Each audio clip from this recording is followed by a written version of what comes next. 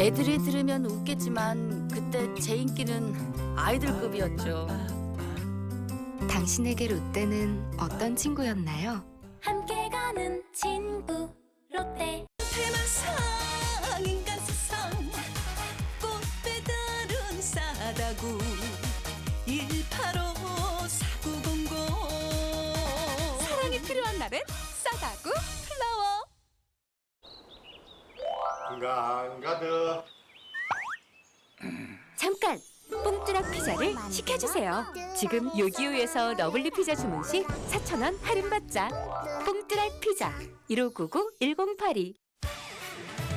앞뒤가 똑같은 전화번호 1577 앞뒤가 똑같은 번호 1577 대리운전 1577 1588 39,000원부터 배칠수의 39,000 꽃배달 3단화 한 39,000 배칠수의 39,000 1588 39,000 1588 39,000 배칠수의 꽃배달. 저는 요즘 부쩍 바빠졌습니다. 그래서 저는 광동 침양환으로 지친 몸을 깨웁니다. 귀하디 귀한 침양으로 만든 광동 침양환.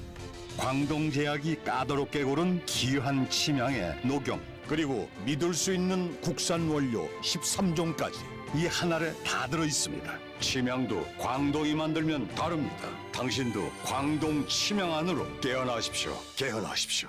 광동 침양환. 정수기에서 커피가 나와?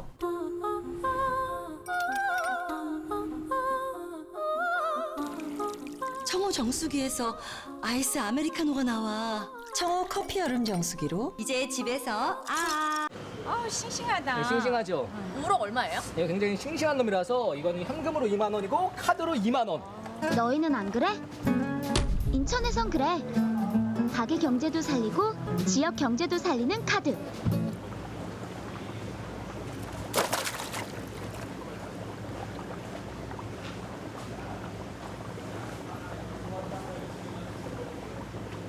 인천 이음카드.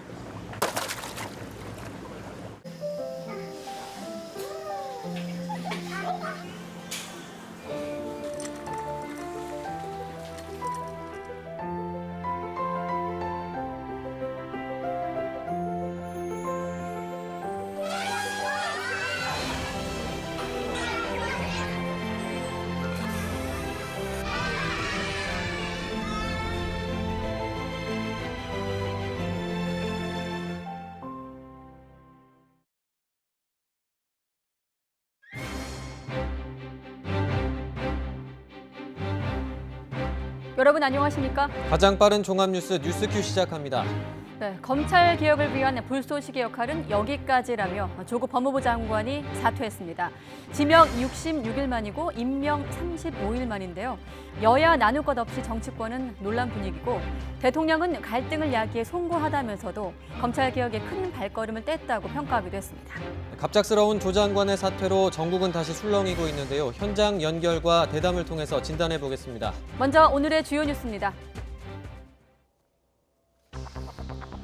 조국 법무부 장관이 전격 사퇴 의사를 밝혔습니다. 법무부 장관으로 임명된 지 35일 만입니다. 가족 일로 대통령에 부담을 줘서는 안 된다며 검찰 개혁을 위한 본인의 역할은 여기까지라고 사퇴 변을 밝혔습니다. 문재인 대통령은 국민 사이에 갈등을 야기해 송구스럽다고 사과했습니다. 문 대통령은 검찰 개혁이 중단 없이 발전해 나갈 거라 기대한다며 이제 통합과 민생 경제로 마음을 모으자고 당부했습니다. 조 장관은 사퇴 3시간 전 2차 검찰 개혁안을 발표했습니다. 46년 만에 특수부 명칭이 사라지고 전국에 3곳만 남기기로 했습니다. 공무원 직무 관련이나 중요기업 범죄로 수사 대상도 구체화됩니다. 정경심 교수는 5번째로 검찰에 소환돼 조사를 받던 중 조 장관 사의 소식을 듣고 조사 중단을 요청한 뒤 집으로 돌아갔습니다. 검찰은 이번 주 구속영장 청구 여부 등을 결정할 방침입니다. 29년 만에 평양 원정에 나서는 축구 국가대표팀이 오늘 오후 평양에 입성해 내일 북한과 월드컵 예선전을 치릅니다. 취재와 응원, 생중계가 제한된 상황에서 우리 선수들은 필승의 각오를 다졌습니다. 19호 태풍의 영향으로 후쿠시마 원전에서 나온 폐기물 상당수가 유실됐습니다. 대부분 태평양으로 이어지는 하천으로 흘러간 것으로 추정돼 주변국의 불안감이 커지고 있습니다. 지난달 8살 초등학생을 치고 해외로 달아났던 카자흐스탄인이 도피 27일 만에 국내로 송환됐습니다. 불법 체류자였던 카자흐스탄인은 본국으로 달아난 뒤 인터폴 수배를 받아왔습니다. 북서쪽에서 찬 공기가 밀려오면서 이번 주에 기온이 크게 떨어집니다. 강원 산간에는 첫눈이 내릴 가능성도 있습니다. 내일 눈이 내리면 지난해보다 나흘 빠른 첫눈입니다. 네, 조국 장관이 오늘 오후 전격 사퇴 의사를 밝혔습니다. 지난달 법무부 장관으로 임명된 지 35일 만이고 오늘 오전 2차 검찰개혁 방안을 발표한 지 3시간 만에 전격 사의를 표명한 겁니다. 네, 검찰 조사를 받던 부인 정경심 교수는 이 사퇴 발표 직후 조사 중단을 요청하고 귀가했습니다. 취재기자 연결하겠습니다. 박석영 기자.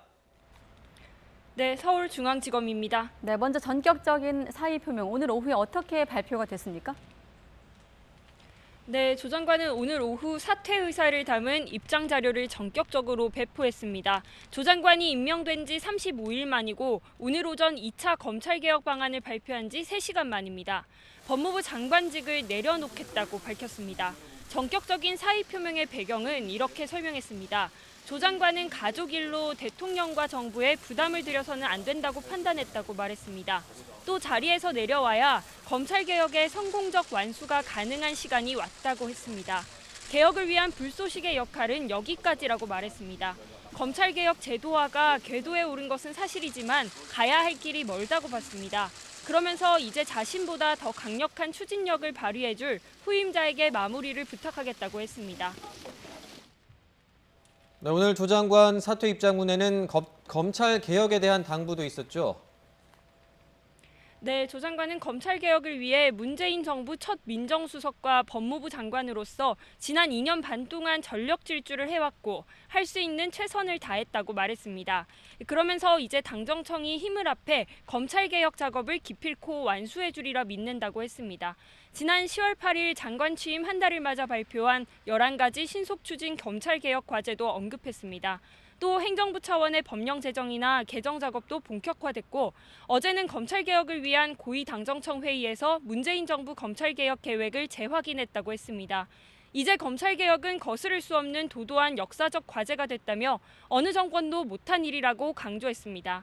국민에게도 송구스럽다는 말을 남겼습니다. 가족 수사와 관련해 국민께 죄송스러웠고 특히 상처받은 젊은이들에게 미안하다고 사과했습니다.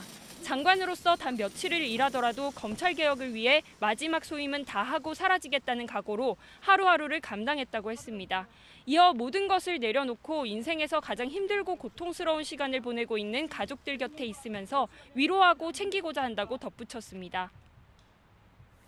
네, 사실 이때만 해도 사퇴를 전혀 예상하지 못했던 상황이었는데 오늘 오전에 이 사의 표명 3시간 전이죠. 2차 검찰개혁 방안을 발표하지 않았습니까?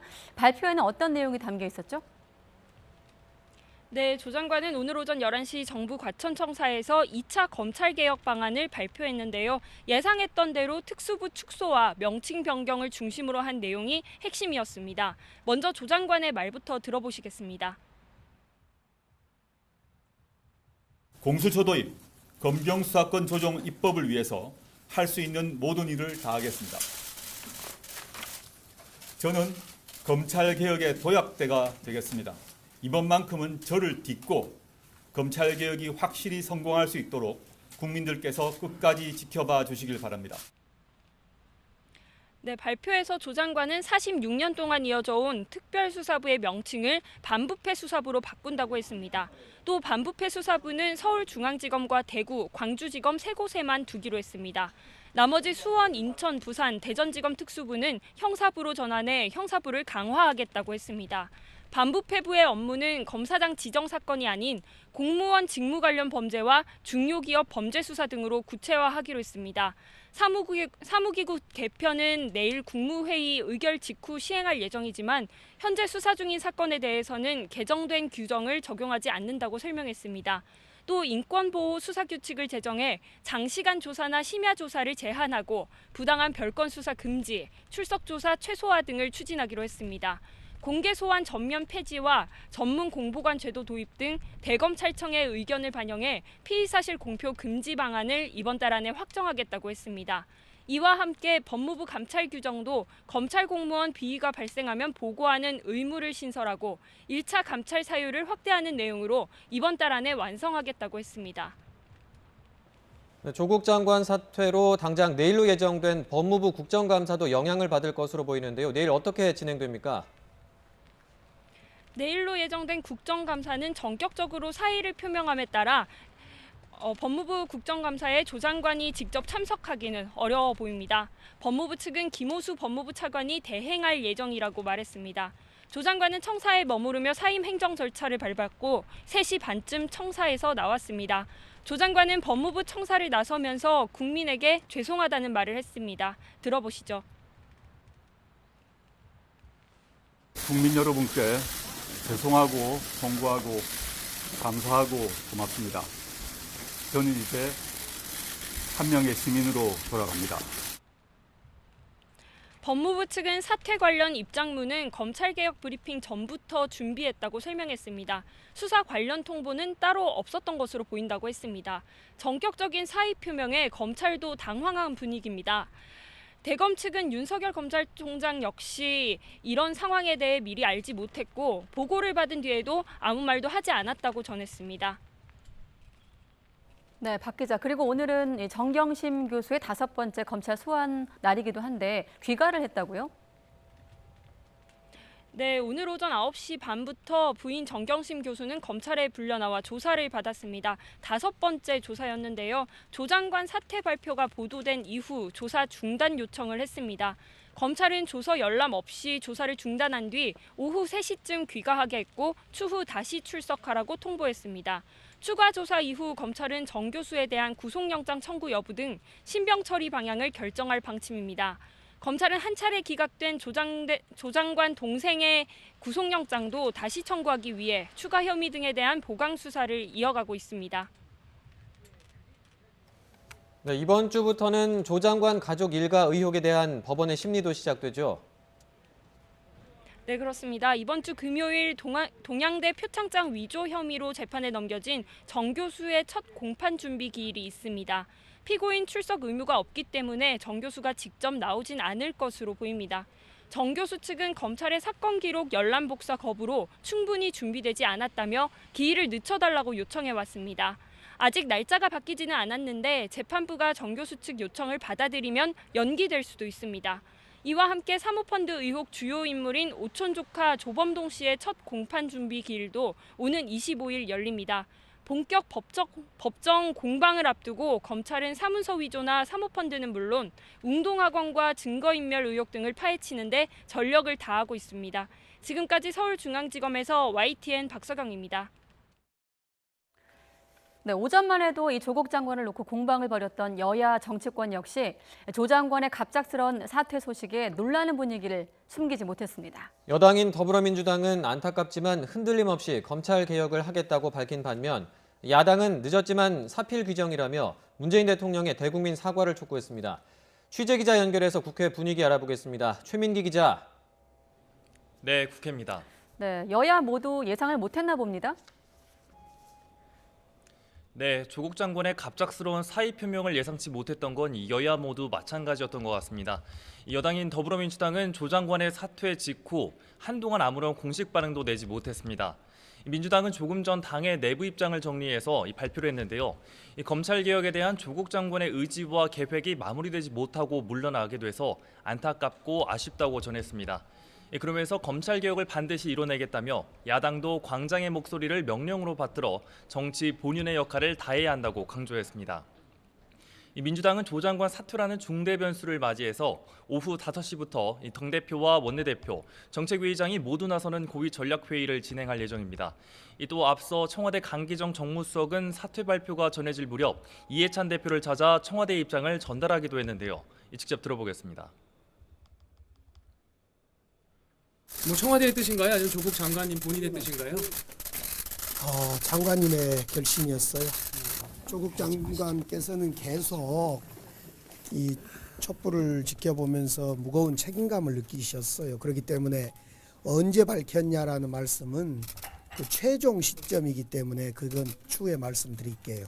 그동안 계속 그런 고민은 있어 왔다는 말씀만 드릴게요. 이 자유한국당은 애초에 태어나질 말았어야 할 장관이었다며 공세의 고삐를 늦추지 않았습니다. 황교안 대표는 사필 규정이고 이것이 끝이 아니라 시작이라며 정상국가로 갈 수 있도록 힘을 모으고 노력할 것이라고도 밝혔습니다. 나경원 대표도 지금껏 국론을 분열시키고 국민을 우습게 여긴 문재인 정권은 이 사안에 대해 사과해야 한다고 쏘아붙였습니다. 조국 사태는 아직 끝나지 않았다고 봅니다. 지금 그동안 국론을 분열시키고 국민을 한마디로 우습게 여겼던 이 정권이 이 부분에 대해서는 사과해야 된다고 말씀드립니다. 바른미래당도 조 장관 사퇴는 분명했던 것이라고 잘라 말했습니다. 손학규 대표는 오히려 조금 늦었다며 문재인 정권이 말한 정의롭고 공정한 나라의 걸림돌이 되는 만큼 그만둬야 했던 것이 당연하다고 강조했습니다. 이번 사태가 문재인 대통령에게 국론 분열의 늪에서 벗어나 국민 통합의 리더십을 되살리는 성찰의 계기가 되기를 바랍니다. 이 정의당은 검찰개혁에 대한 집념을 포기하지 않고 추진해온 것을 높이 평가한다며 이 조국 장관이 장관으로서 최선을 다했다고 밝혔고, 이 민주평화당 정동영 대표는 이제 개혁의 시작이라며 더 늦지 않게 어려운 결심을 했다고 평가했습니다. 이 가칭 대한신당도 조 장관 사퇴는 민심에 따른 결정이라며 그간 민심에 맞서온 청와대와 여당의 리더십은 유감이라고 꼬집었습니다. 지금까지 국회에서 YTN 최민기입니다. 네, 조국 장관의 사퇴와 관련해 문재인 대통령은 결과적으로 국민적 갈등을 야기한 데 대해 매우 송구스럽다며 두 차례 사과했습니다. 하지만 조 장관이 검찰개혁에 큰 발걸음을 뗐다고 높이 평가하면서 이번 논란이 검찰개혁과 공정의 가치 그리고 언론의 역할을 깊이 생각하는 기회가 됐다고 말했습니다. 취재기자 연결하겠습니다. 김도원 기자. 네, 청원입니다. 네, 조국 장관의 지명에서부터 사퇴까지 지난 2달여간의 긴 시간에 대해서 대통령이 아쉬움을 표현했다고 보면 되겠습니까? 그렇습니다. 조국 장관의 사퇴 발표로 1시간 늦게 회의를 연 문재인 대통령은 직접 이번 상황에 대한 입장을 밝혔습니다. 문 대통령은 조국 법무부 장관과 윤석열 검찰총장이라는 환상적인 조합을 통한 검찰개혁을 희망했다고 말했습니다. 하지만 꿈같은 희망이 됐고 결과적으로 많은 갈등을 야기해 대통령으로서 매우 송구스럽다는 표현을 두 차례 사용했습니다. 하지만 조 장관이 검찰개혁에 대해 뜨거운 의지를 보였고 묵묵히 어려움을 견디면서 많은 국민의 공감을 불러와 검찰개혁에 큰 동력이 됐다고 높이 평가했습니다. 문 대통령의 발언 들어보시겠습니다. 오늘 조국 법무부 장관이 발표한 검찰개혁 방안은 역대 정부에서 오랜 세월 요구되어 왔지만 누구도 해내지 못했던 검찰개혁의 큰 발걸음을 떼는 일입니다. 네, 그리고 검찰개혁은 변함없이 추진하겠다는 뜻도 강조를 했죠. 그렇습니다. 먼저 법무부에는 오늘 발표한 검찰개혁안을 이달 안에 실행할 것을 지시했습니다. 규정 재개정 그리고 국무회의 의결까지 모두 이달 안에 맞춰달라는 당부입니다. 여기에 국회에 올라간 입법과제까지 마무리되면 검찰개혁의 기본이 만들어진다고 문 대통령은 말했습니다. 검찰에는 스스로 개혁의 주체라는 자세를 유지할 것을 강조했습니다. 문 대통령은 공정한 수사관행, 인권보호, 공평한 인사, 자기정화, 조직 중심 문화 탈피, 전관예우 폐지 등을 개혁과제로 열거했습니다. 문 대통령은 검찰개혁은 가장 중요한 국정 목표이자 과제라며 온전한 실현을 위해 끝까지 매진하겠다고 강조했습니다. 자, 그런가 하면 언론의 역할에 대해서도 지적이 있었더라고요. 그렇습니다. 사실 조국 장관 가족과 관련한 수사를 둘러싼 언론 보도에 대해서는 피의사실 공표 논란이 끊이지 않았는데요. 문 대통령도 오늘 언론의 역할에 대해 언급했습니다. 이번에 우리 사회가 큰 진통을 겪으면서 검찰개혁, 공정의 가치, 언론의 역할을 깊이 생각해보게 됐다는 겁니다. 그러면서 앞에 두 가지는 정부가 끝까지 매진하겠지만 언론은 정부가 개입할 수 없는 영역이라고 밝혔습니다. 그런 만큼 언론 스스로 절박함을 깊이 성찰해달라는 당부입니다. 문 대통령은 신뢰받는 언론을 위해 언론이 자기 개혁에 노력을 해줄 것을 주문했습니다. 문 대통령은 끝으로 국민이 광장에서 보여준 민주적 역량과 참여에 감사드린다며 이제는 통합과 민생, 경제에 에너지를 모아달라고 요청했습니다. 문 대통령의 오늘 언급은 조국 장관의 거취를 둘러싼 논란으로 사회적 갈등이 커진 점에 대해 대통령으로서 사과하고 하지만 검찰개혁은 중단 없이 추진할 거라는 의지를 분명히 밝히면서 언론에 대해서도 언론의 역할을 스스로 고민할 것을 주문한 것으로 정리해볼 수 있겠습니다. 지금까지 청와대에서 YTN 김도훈입니다.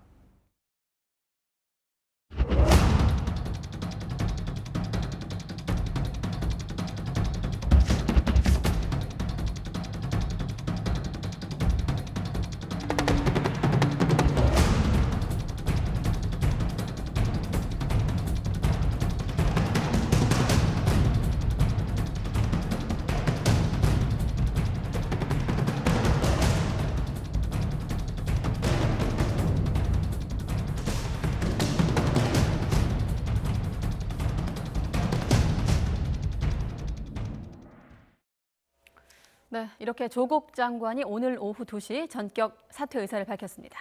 2달여 전 서해 맹산 정신으로 포부를 밝혔던 조국 장관은 취임 35일 만에 검찰 개혁의 불쏘시개라는 말을 남기고 자리에서 물러났습니다. 김만흠 한국정치아카데미 원장 그리고 박명호 동국대 교수와 관련 내용 짚어보겠습니다. 두 분 어서 오십시오. 네, 안녕하세요. 자, 지금 시점에서 전격적인 조국 장관의 사퇴. 사실 시점이라고 하면 여러 갈래로 볼 수 있습니다. 뭐 수사를 큰 틀로 볼 수 있겠고요. 조국 장관 일가에 대한 수사, 또 국론 분열이 있었다는 뭐 광장의 어떤 민심 및 갈라져 있다는 부분이 있을 수 있을 것이고, 또 하나는 국정 지지도가 좀 하락했다는 점, 여러 가지 시점에서 볼 수 있을 것 같은데 전격적인 사퇴 어떻게 좀 평가하시는지 먼저 여쭤보겠습니다. 네, 몇 가지가 같이 겹쳐 있습니다. 최종적인 날짜는 오늘 아마 오전에 결정했던 것 같은데요. 아까 강기정 정무수석의 얘기를 대충 속을 들여다보자면 그 이전에도 사퇴하고 관련된 이런저런 뜻을 조금씩은 왔다 갔다 하지 않았나라는 느낌은 들긴 합니다. 네. 시점 말씀하셨는데요. 일단 오늘 2시에 공식 사퇴를 발표하기 전인 11시에 법무부에서 검찰개혁안을 발표를 했죠. 검찰개혁안은 내일 이제 국무회의를 통해서 결정하면 그대로 이제 정부의 규정으로 결정되는 것이기 때문에 그 수준에서 제도적인 결정은 되죠. 남은 과제는 국회에서 진행되는 단계 아니겠습니까? 국회에 지금 패스트트랙 올라가 있는 이 시점에서 만약에 조국 장관 문제가 계속 현안이 돼가지고 살아있다면은 국회에서는 추가적으로 그 논의를 하기 어려울 겁니다. 그 점에서는 국회 이후의 추진 과정에서 조금은 숨통은 튀었다라고 볼 수 있겠고요. 네. 또 하나 지금 앞 시간 다른 이 시간에 YTN에서 여러 번 나왔습니다만은 오늘 발표된 각종 여론조사들 정말 심각하게 나왔죠. 심지어는 그 대통령은 역대 최저를 기록했을 뿐만이 아니라 그동안에 아주 한참 간격을 두고 떨어져 있던 한국당이 0.9% 정도로 민주당을 따라붙일 정도가 됐고요.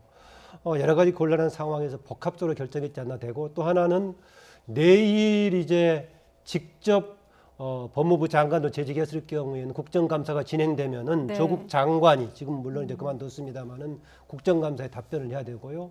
또 며칠 뒤에 정경심 교수가 또 재판이 진행돼야 되고 해서 여러 가지가 겹쳐 있는 상황에서 오늘 전격적으로 오늘 사퇴를 결정한 게 아닌가 그렇게 봅니다. 네, 사퇴 배경을 좀 짚어주셨는데 박 교수님은 어떻게 보셨습니까? 그러니까 좀 예상을 하셨습니까? 아니면 야당에서는 이게 이제 조국 장관 사퇴를 위한 그 명분 쌓기용이다, 검찰 개혁 움직임이 그런 얘기도 있었거든요. 출구 전략의 하나로 아마 거론돼 왔던 방법 중에 하나였던 건 맞는데 시점이 과연 언제였느냐에 대해서는 좀 고민하지 않았을까 생각이 되는데 네. 선제적인 대응의 의미가 있지 않나 생각이 됩니다. 예상하기 어려운 시점에 미리 땡겨서 하는 것이 정치적으로 이득이 좀 있다고 판단하지 않았나 생각이 되고요. 네.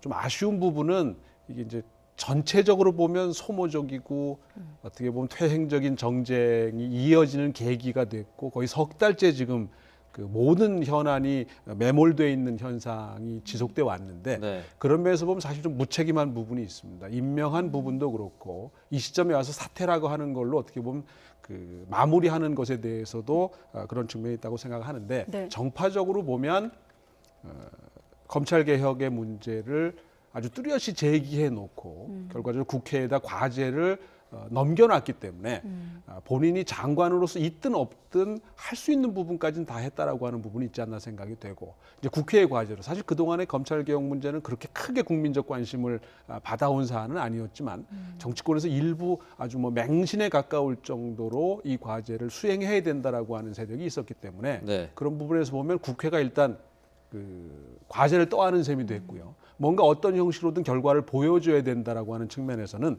정파적인 입장에서 보면은 소득이 있다. 이렇게 해석할 수 있을 것 같습니다. 뚜렷한 과제를 남겼다고 보셨는데요. 네. 네, 오늘 이제 사퇴의 변에서는 그동안에 불쏘시개 역할했다라고 했습니다.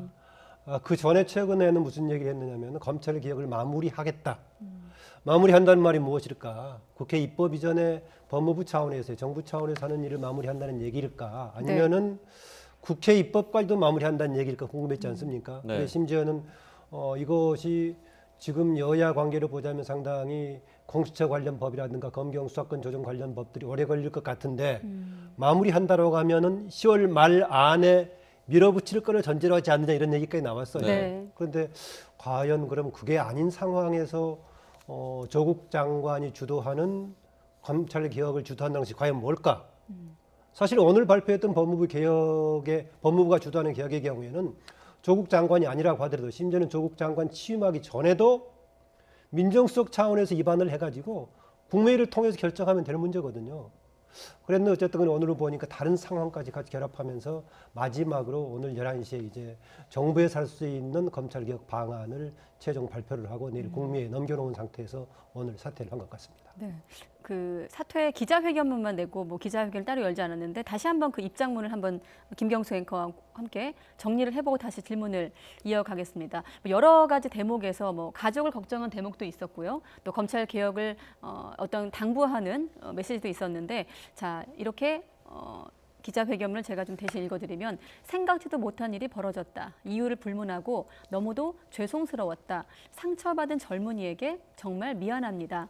네, 이런 표현을 쓰기도 했고요. 네, 그리고 장관으로서 단 며칠을 일하더라도 검찰 개혁을 위해 마지막 소임은 다하고 사라지겠다는 각오로 하루하루를 감당했다. 그런데 자신의 역할이 이제 여기까지라고 생각한다. 이런 또 메시지를 냈습니다. 네, 이제는 당정청이 힘을 모아서 개혁 작업을 완수해 줄 거라 믿는다. 검찰 개혁은 이제 거스를 수 없는 도도한 역사적 과제가 되었다.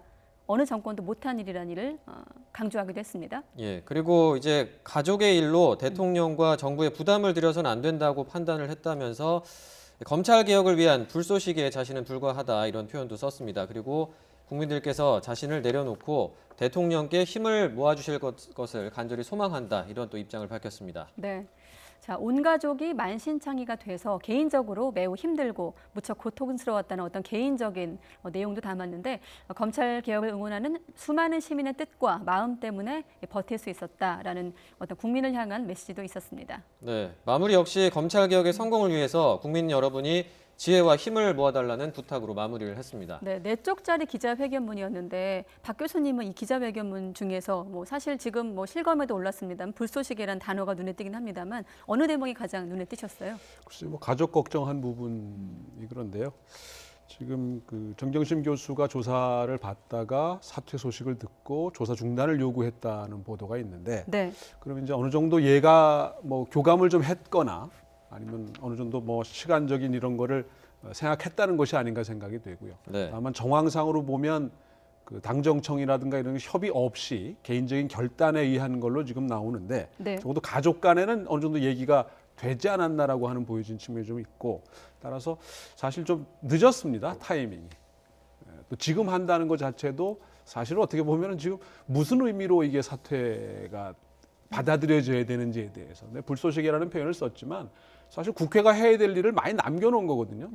그러니까 조국 장관이 계속 있었으면 그것조차도 안 됐을 텐데 그런 면에서 불쏘시개라고 한다면 말은 되겠지만 여태까지 국민들이 치른 대가나 또는 우리나라가 치른 대가에 비해서는 좀 아쉬운 부분이 있지 않나 생각이 됩니다. 네, 김 원장님 아까 국정감사를 내일로 예정된 법무부 국정감사 얘기를 하셨는데 네. 이 내일 이제 조국 장관이 국정감사를 내일 임하게 되면 그 앞서 뭐 대정부 질문이나 이런 것과 좀 차이가 있습니까? 어떻습니까 그 자리가? 우선 이제 법사위 정도로 좁혀놓고 얘기를 하고 뭐 생중계가 상황이 될 테니까는요. 지난번에 그 인사청문회 못지않은 아마 질문이 될 겁니다. 이후에 진행되는 과정들도 굉장히 많고요. 조국 장관이 바로 며칠 전에는 검찰 개혁 일정에 마무리한 다음에 하겠다라고 했었는데 네. 오늘 그 사퇴의 변에 들어있는 거 보면 마무리하겠다라고 했는데 제 역할은 여기까지인가 봅니다라고 얘기하는 걸 보면은 네. 그 이전까지 계획했던 아마 그 검찰 개혁까지는 본인이 마치지 못했다는 생각을 좀 갖고 있는 것 같습니다.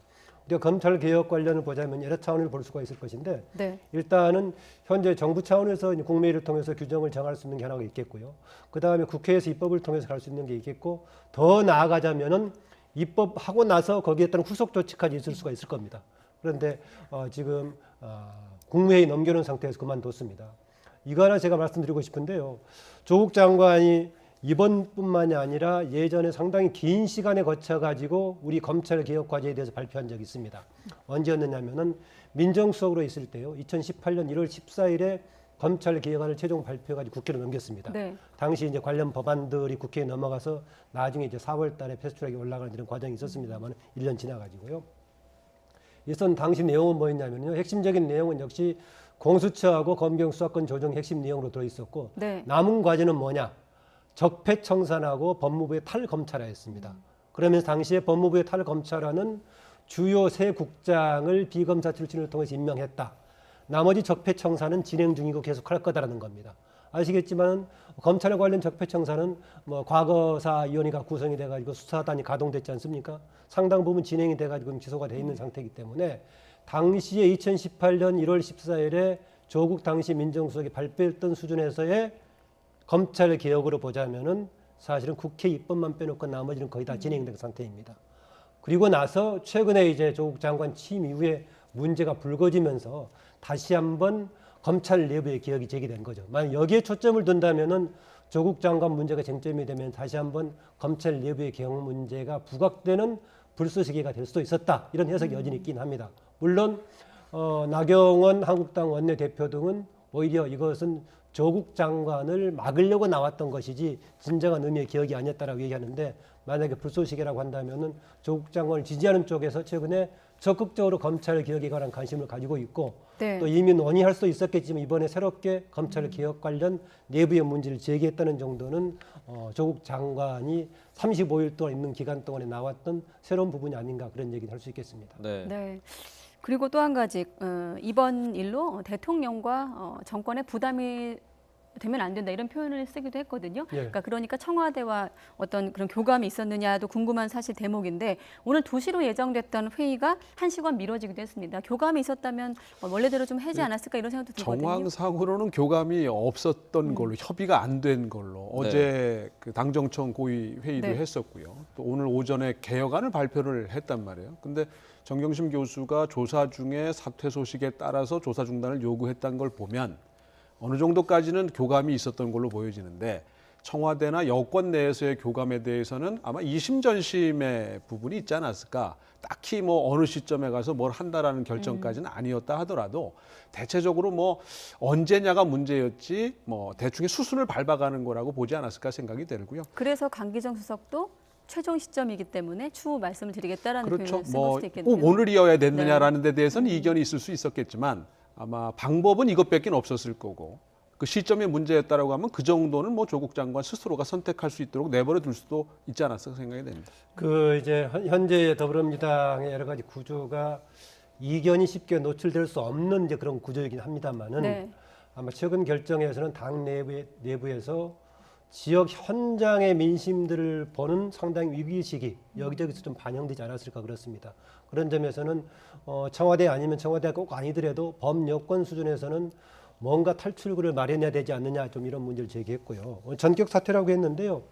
조금 그동안의 일정을 살펴보자면 사퇴 논란이 있었던 몇 개의 지점이 있었습니다. 초반에 국회 인사청문회가 요청이 됐을 때 한국당을 중심으로 한 야당 쪽에서는 아예 청문을 거부하는 그런 모습을 보이지 않았습니까? 네. 그래가지고 오히려 그 조국 당시 후보가 직접적으로 기자 간담 형식을 자청해까지 할 정도였었고요. 그때 한번 논란이 있었고요. 그리고 나서 그게 9월 2일 아니었습니까? 그리고 나서 4일 뒤에 늦은 시점에서 인사청문회를 그때 했었는데 그게 이제 9월 6일이었고요. 네. 인사청문회 했는데 당연히 당시 경과보고서가 이제 합의된 경과보고서가 제출이 안 됐죠. 그때가 금요일이었는데 대통령께서 해외 방문하고 나서 주말에 돌아와가지고 월요일 날 어떻게 결정할 것인가, 주말 토요일 날, 7일 날, 일요일 날, 8일 날 과연 어느 쪽이 할 것인가, 당시 기억할 겁니다만은 대통령께서 최종적으로는 인준하지 않는 것과 최종적 임명하는 것 두 개의 옵션을 가지고 있었다라고 할 정도로 고민이 있었습니다. 그리고 나서 9일 날 그냥 임명하면서 임명장만 준 것이 아니라 임명했던 여러 가지 이제 상황을 정확하게 설명해야 되는 그런 메시지까지 준비했습니다. 이후로는 이제 임명이 돼버리고 나서는 지지하는 쪽과 퇴진을 요구하는 쪽이 서로 막 여야가 갈려 싸우다가 하다시피 서초동 집회, 광화문 집회 반복되면서 자칭 기백만이 모이는 이런 이제 충돌이 계속돼 왔던 거죠. 그동안 제가 좀 궁금한 게 조국 장관이 계속 해왔던 얘기가 그 무거운 짐을 짊어지고 있는데 이걸 섣불리 내려놓을 수가 없다 이런 이야기를 했었거든요. 그런데 지금 이 시점에 이제 뭔가 조율되지 않은 시점에 이런 결정을 내릴 수밖에 없었던 특별한 이유가 있는 건 아닐까 또 이런 궁금증도 들거든요. 어떻게 보십니까? 글쎄요, 아마 그 후속 보도들이 이어지지 않을까 생각이 되는데요. 뭐 정치적인 판단을 나름대로 한 것이 아닌가 생각이 됩니다. 특히 아마 여권 내에서 또는 대통령에게 주는 부담이라고 하는 측면도 있을 거고 결국 이제 입법 과제로 빠른 시간 안에 전환시키려면 스스로 걸림돌이 될 수는 없지 않겠느냐라는 인식이 있었던 것 같고요. 또 가족 관련해서 지금 조사가 계속 전방위적으로 이루어져 와 있고 또 그 부인에 대한 기소가 일단 재판이 시작이 되는 데다가 아마 구속 여부도 금명간 결정될 수밖에 없는 상황이었기 때문에 그 수사 결과 여부에 따라서 아마 어떤 판단을 빨리 할 수밖에 없는 상황이었고 그것이 좀 당겨진 것이 아닌가 생각이 됩니다. 가족 관련 문제 얽혀 있는 게 상당히 이번에 문제를 복잡하게 있는 점도 있습니다. 법무부 장관이라는 수사를 하는 검찰을 총지휘하는 법무부 장관을 둘러싼 가족의 문제 이것 때문에 서로 다른 해석 여지가 굉장히 있습니다. 오히려 법무부 장관이 있기 때문에 수사를 쉽게 못한 점이 있다라고 얘기하는 쪽이 있는가 하면은 법무부 장관을 낙마시키려고 없는 것을 계속 뭔가 끌어내서 수사하는 이런 측면이 있다라는 얘기인데요. 이런 딜레마 때문에 초기에 조국 장관에게 이런 문제가 있습니다. 가족이라든가 주변 사람 수사를 받는데 총지휘하는 장관이 과연 적임자인가 물어봤을 때 조국 장관은 이 관련에 대해서는 본인은 보고받지도 않고 지휘하지도 않겠다라는 얘기였습니다.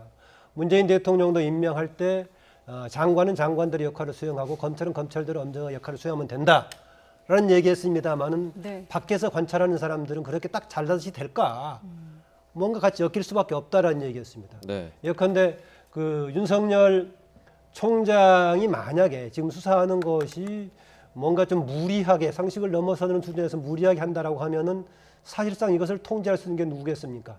검찰총장을 지휘하는 게 법무부 장관일 건데요. 근데 법무부 장관 스스로는 이 문제가 얽혀 있고 이런 딜레마가 분명히 있긴 있었습니다. 그래서 이후에 상대적으로 이제 좀 더 책임이 무거워지긴 하겠습니다만은 윤석열 총장 체제의 검찰 수사에서 한편으로는 조금 더 자유스러워진 그런 측면이 있어 보이긴 합니다. 지금 이제 내일 국정감사 좀 얘기를 해보면 이제 장관이 없더라도 차관이 대신 출석해서 하면 뭐 국정감사 진행에는 별다른 문제는 없는 거죠. 그냥 아무래도 진행은 뭐 예정대로 대신 이제 그 전에 기대를 모았다 할까요? 일단 뭐 우려를 모았던 것에 비해서는 좀 김 빠졌까지는 아니더라도 좀 아무래도 그 초점이 좀 흐려지지 않을까 생각합니다. 근데 이제 어쨌든 법무부 수장이 다시 공백 사태를 맡게 됐는데 앞으로 이제 후임자를 또 정해야 되는 문제가 남아 있을 텐데 이게 쉽게 후임자를 구할 수 있을지 이 부분도 좀 궁금합니다. 또 똑같은 과정을 거치게 되는 건가요? 네, 당연히 뭐 사실 임명하고 지난한 나서 인사청문회 시간이었는데, 거치고 이런 과정이 있겠죠. 그래서 과거에는 되게 이제 뭔가 무난하게 결정이 되기 전까지는 사퇴를 예정돼 있더라도 그냥 사퇴 안 시키고 있는 경우 있지 않습니까? 지금 김현미 장관의 경우가 이제 사퇴 후임이 지금 이제 문제가 생겨서 낙마하니까 계속하는 경우인데요.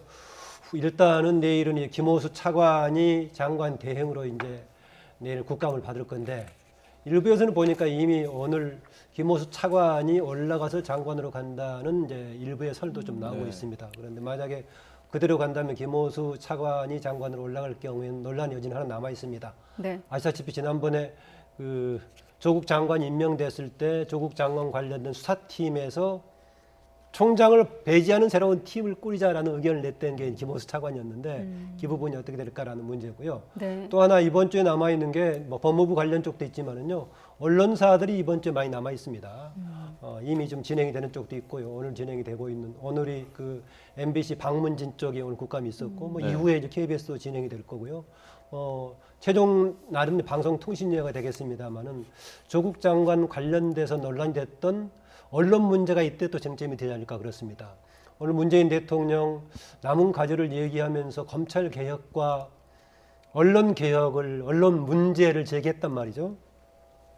듣는 사람에 따라서는 오히려 반대로 좀 불편해할 수 있을 겁니다.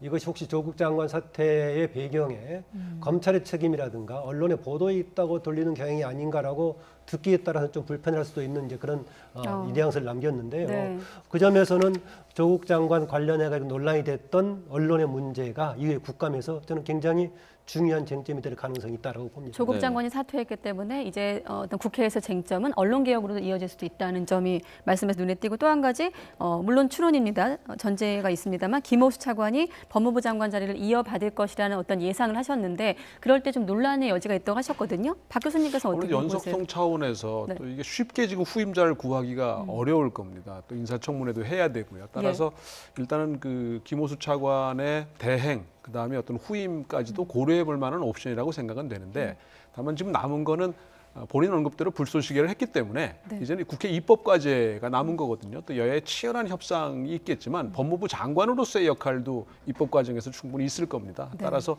그 거기에 걸맞은 역할을 할 수 있는 또 검찰로부터도 어느 정도 존경까지는 아니더라도 존중과 어떻게 보면 그 상대가 될 수 있는 급의 여러 가지 요소를 맞춰줘야 되기 때문에 아마 그 어떤 그 후임 장관을 물색하는 것보다도 어려운 인선이 되지 않을까.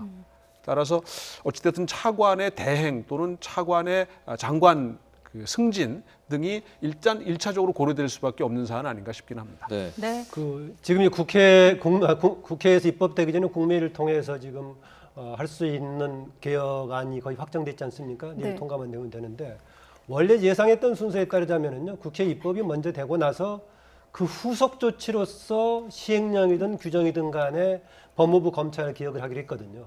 그 점에서 이제 조국 장관의 적합성이 논의가 됐습니다.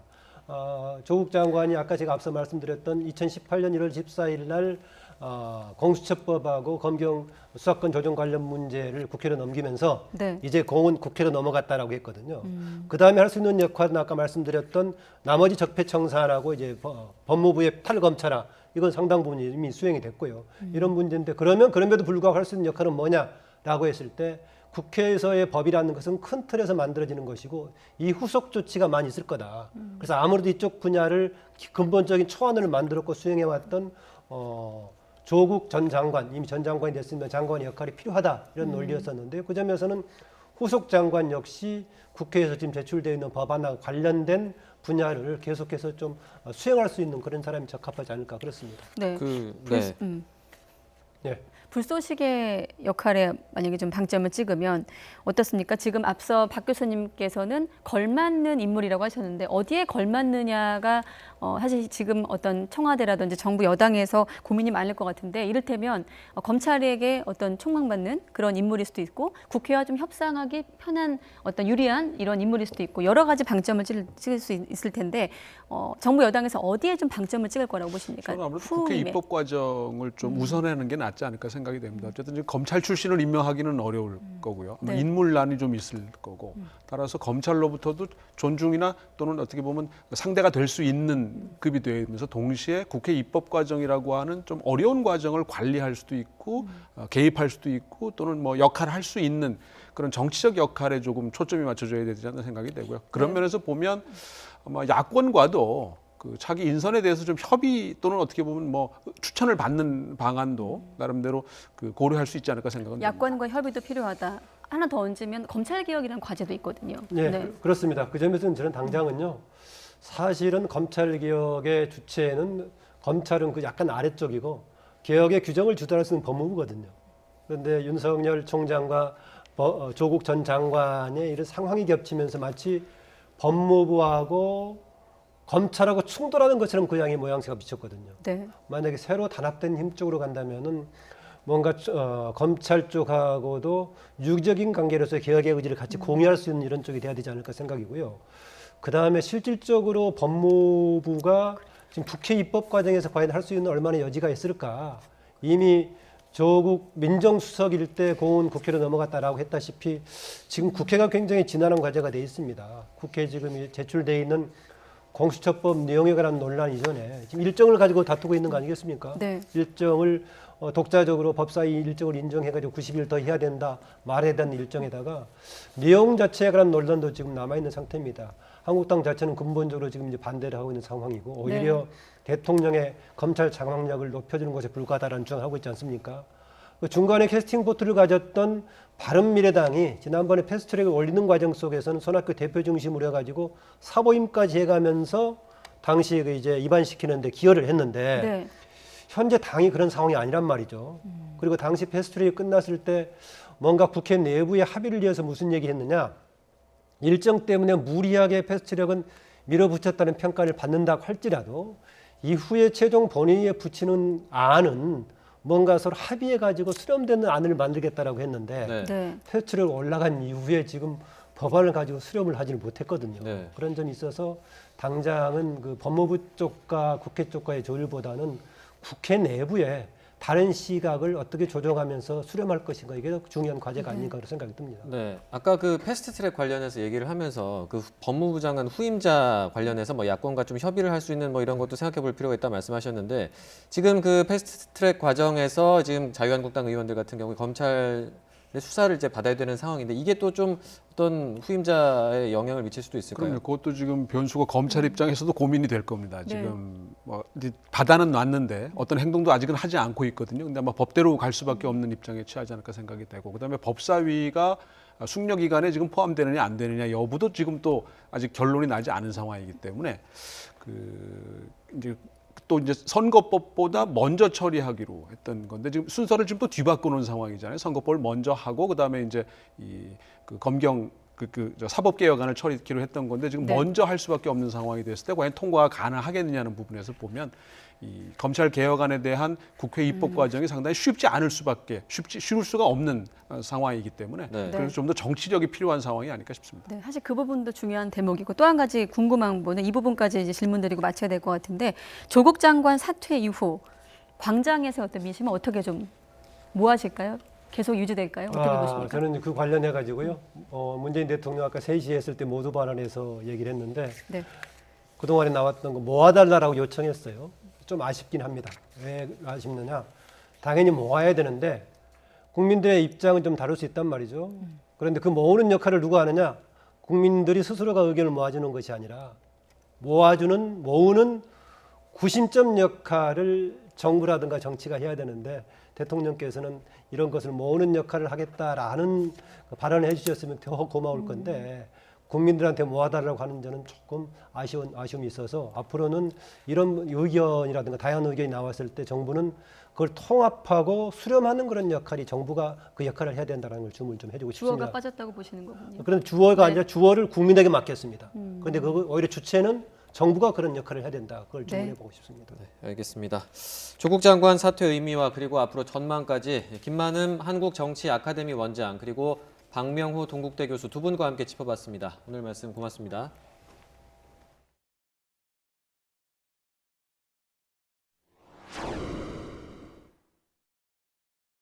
문재인 정부의 법무부 장관으로 임명이 된다면 서해 맹산의 정신으로 공정한 법질서 확립, 검찰개혁, 법무부 혁신 등의 소명을 완수하겠습니다.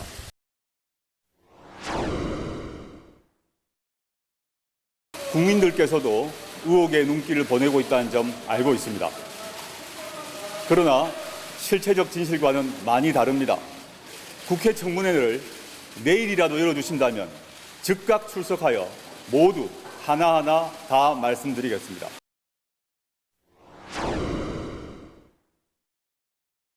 제가 만약 법무부 장관 후보로 임명이 된다면 저는 저 가족에 관련된 일체의 수사에 대해서 보고를 금지할 것을 지시하겠습니다. 어떠한 보고도 받지 않겠습니다.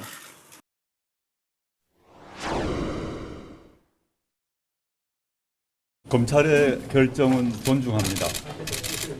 제가 하고 싶은 말은 피의자 소환 없이 기소가 이루어진 점에 있어서는 저로서 조금 아쉬운 마음이 있습니다.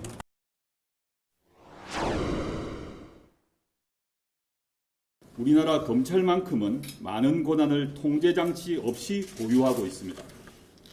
저는 누구도 함부로 되돌릴 수 없는 검찰 개혁을 시민들, 전문가들, 그리고 여러분들과 함께 완수하고자 합니다.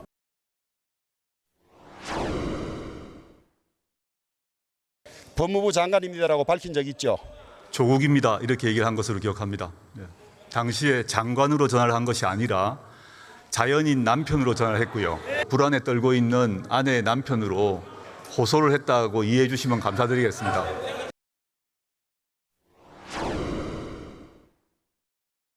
현재 7개 청에 있는 특별수사부를 서울중앙지검, 대구지검, 광주지검 3개 청에만 남기고 나머지는 모두 폐지하기로 결정하였습니다.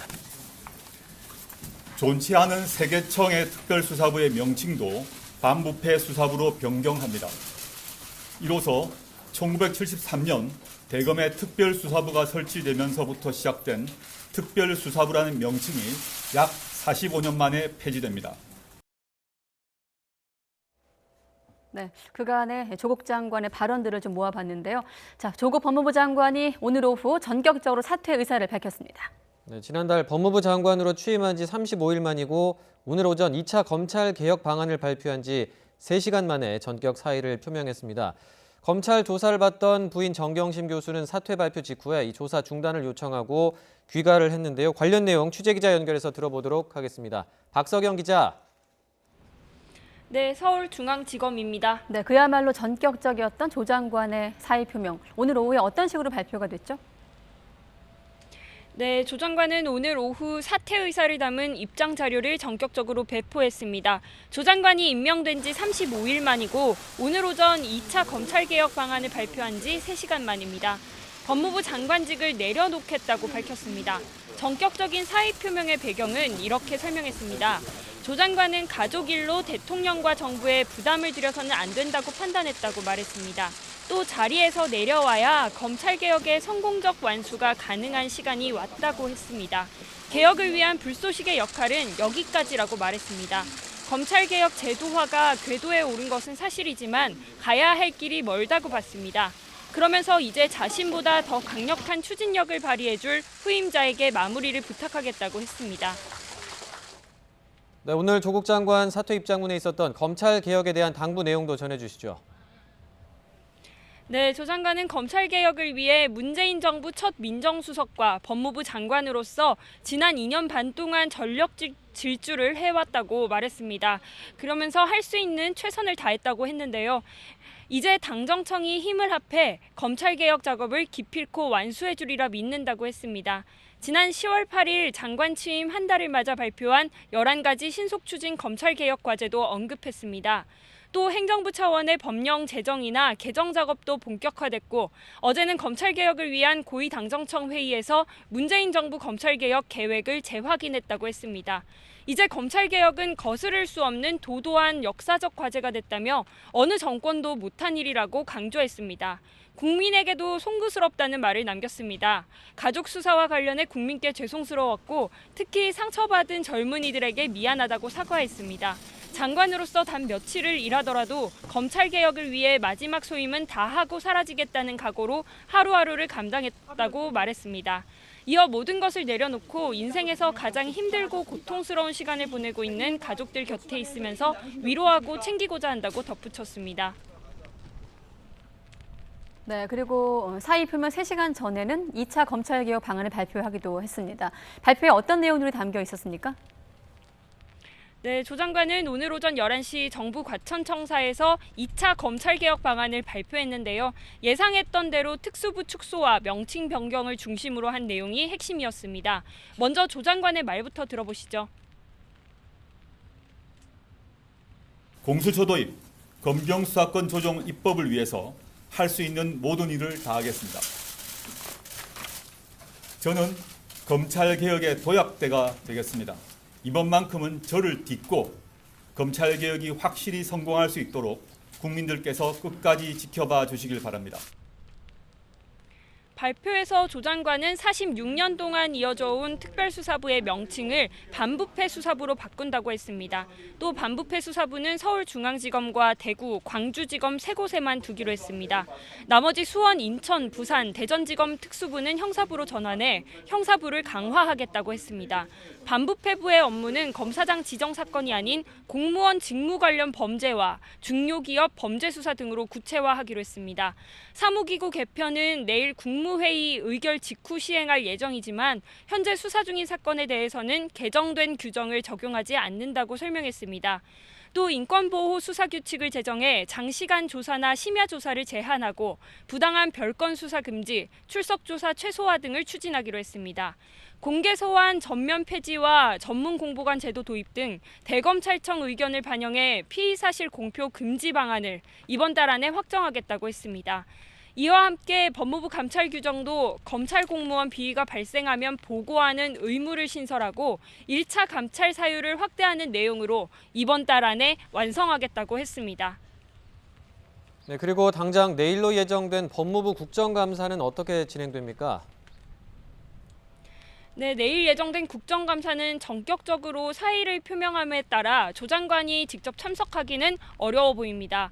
법무부 측은 김호수 법무부 차관이 대행할 예정이라고 말했습니다. 조 장관은 청사에 머무르며 사임 행정 절차를 밟았고 오후 3시 반쯤 청사에서 나왔습니다. 조 장관은 법무부 청사를 나서면서 국민에게 죄송하다는 말을 했습니다. 들어보시죠. 국민 여러분께 죄송하고 송구하고 감사하고 고맙습니다. 저는 이제 한 명의 시민으로 돌아갑니다. 네, 법무부 측은 사태 관련 입장문은 검찰개혁 브리핑 전부터 준비했다고 설명했습니다. 수사 관련 통보는 따로 없었던 것으로 보인다고 했습니다. 전격적인 사의 표명에 검찰도 당황한 분위기입니다. 대검 측은 윤석열 검찰총장 역시 이런 상황에 대해 미리 알지 못했고 보고를 받은 뒤에는 아무 말도 하지 않았다고 전했습니다. 네, 부인 정경심 교수 오늘 5번째 검찰 소환 조사 일이었는데 조사가 중단됐다고요? 네, 그렇습니다. 오늘 오전 9시 반부터 부인 정경심 교수는 검찰에 불려 나와 조사를 받았습니다. 5번째 조사였는데요. 조 장관 사퇴 발표가 보도된 이후 조사 중단 요청을 했습니다.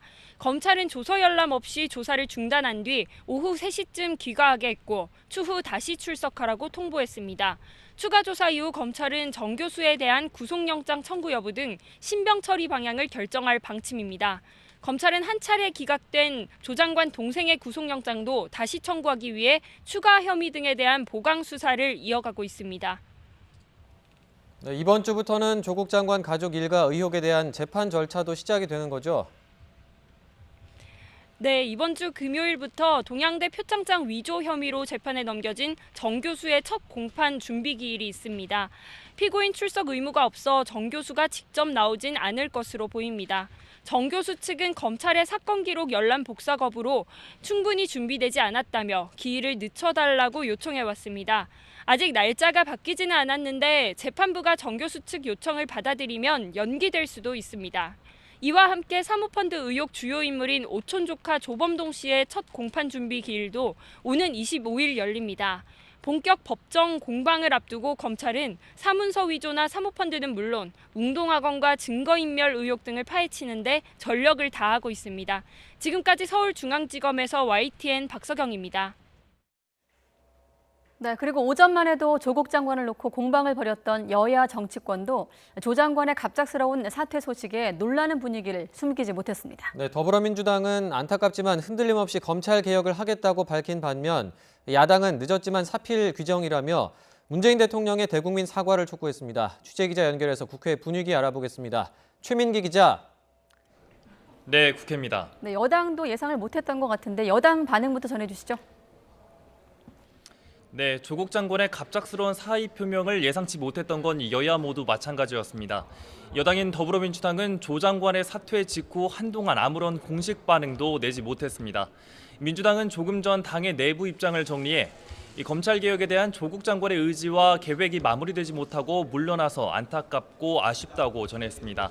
그러면서 검찰개혁을 반드시 이뤄내겠다며 야당도 광장의 목소리를 명령으로 받들어 정치 본연의 역할을 다해야 한다고 강조했습니다. 민주당은 조 장관 사퇴라는 중대 변수를 맞이해서 오후 5시부터 이 당대표와 원내대표 등 지도부가 모두 나서는 고위 전략 회의를 열었습니다.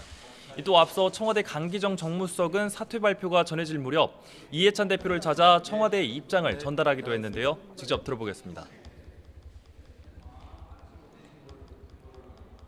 뭐 청와대의 뜻인가요? 아니면 조국 장관님 본인의 뜻인가요? 장관님의 결심이었어요. 조국 장관께서는 계속 이 촛불을 지켜보면서 무거운 책임감을 느끼셨어요. 그렇기 때문에 언제 밝혔냐라는 말씀은 그 최종 시점이기 때문에 그건 추후에 말씀드릴게요. 그동안 계속 그런 고민은 있어 왔다는 말씀만 드릴게요. 자유한국당은 애초에 태어나지 말았어야 할 장관이었다며 공세의 고삐를 늦추지 않았습니다.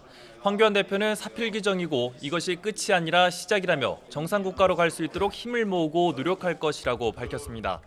나경원 대표는 지금껏 국론을 분열시키고 국민을 우습게 여긴 문재인 정권은 이번 사안에 대해 사과해야 한다고 쏘아붙였습니다. 조국 사태는 아직 끝나지 않았다고 봅니다. 지금 그동안 국론을 분열시키고 국민을 한마디로 우습게 여겼던 이 정권이 이 부분에 대해서는 사과해야 된다고 말씀드립니다.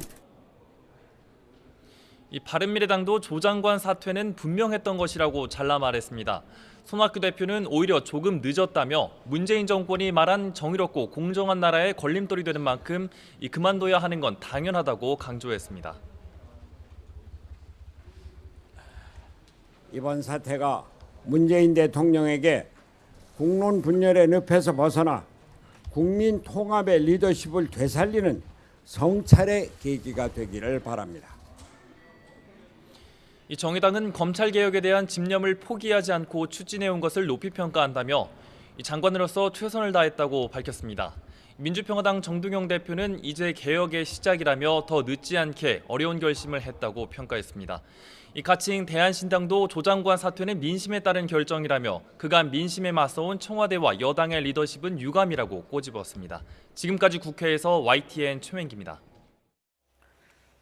네, 문재인 대통령은 조국 장관의 사퇴와 관련해 결과적으로 국민 사이의 갈등을 낳았다며 매우 송구스럽다고 사과했습니다. 네, 하지만 조 장관의 강한 의지로 검찰 개혁에 큰 발걸음을 뗐다고 평가하고 중단 없는 개혁 의지를 거듭 강조했습니다.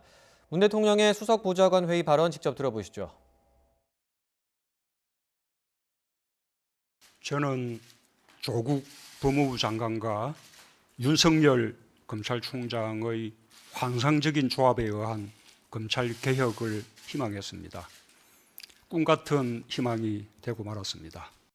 결과적으로 국민들 사이에 많은 갈등을 야기한 점에 대해 매우 송구스럽게 생각합니다.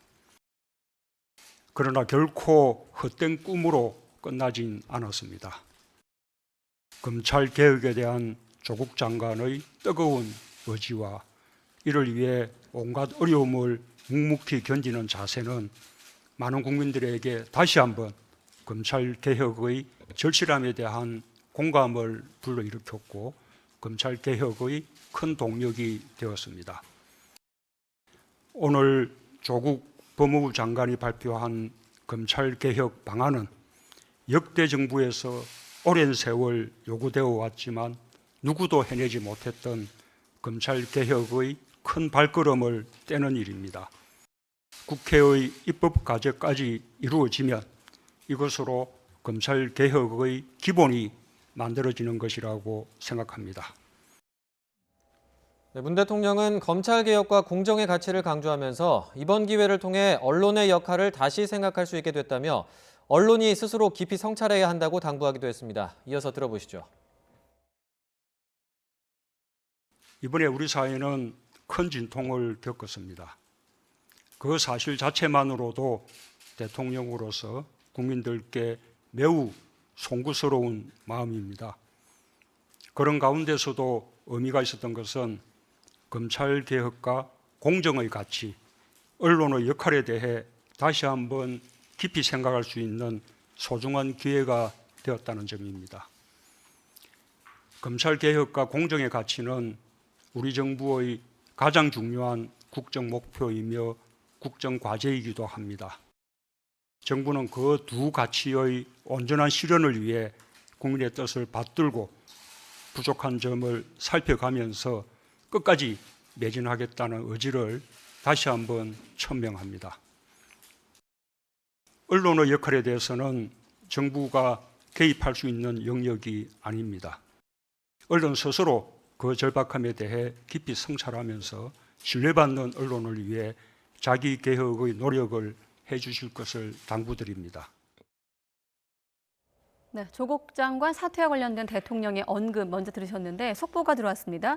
일본에 위로전을 대통령이 보냈다는 속보인데요. 문재인 대통령이 태풍 하기비스 영향으로 일본에서 대규모 피해가 발생한 것과 관련해 아베 신조 일본 총리에게 위로전을 보냈다는 속보가 들어왔습니다.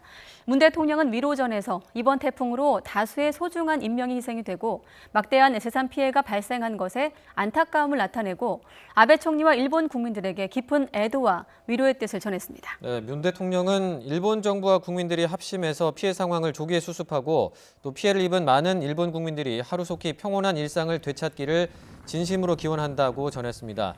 이 위로전은 오늘 오후에 외교 경로를 통해서 일본 측에 전달이 됐는데요. 문 대통령은 지난해 9월에도 오사카 태풍 및 삿포로 지진 피해 관련해서도 일본 측에 위로전을 보낸 바가 있습니다.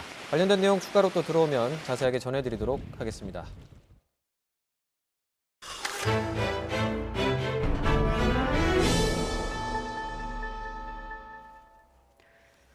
네, 조국 장관 사퇴의 배경과 앞으로의 전국 다시 두 분과 함께 살펴보도록 하겠습니다. 김만흠 한국정치아카데미 원장, 또 이종훈 정치평론가 두 분과 함께하겠습니다. 네, 안녕하십니까? 어서 오십시오. 네. 자, 지금까지 상황 다시 한번 정리해도 보면 이번 조국 장관 사퇴와 관련해 청와대는 국민께 매우 송구스럽다라는 입장을 밝혔고 또 여당 같은 경우는 그래도 개혁의 흔들림이 없어야 된다. 야당은 사필 규정이다. 이런 여러 가지 정치권에서 반응이 나오고 있는데 앞서 이제 김만흠 원장님께 여쭤봤기 때문에 지금 조국 장관의 사퇴 어떻게 좀 평가하십니까?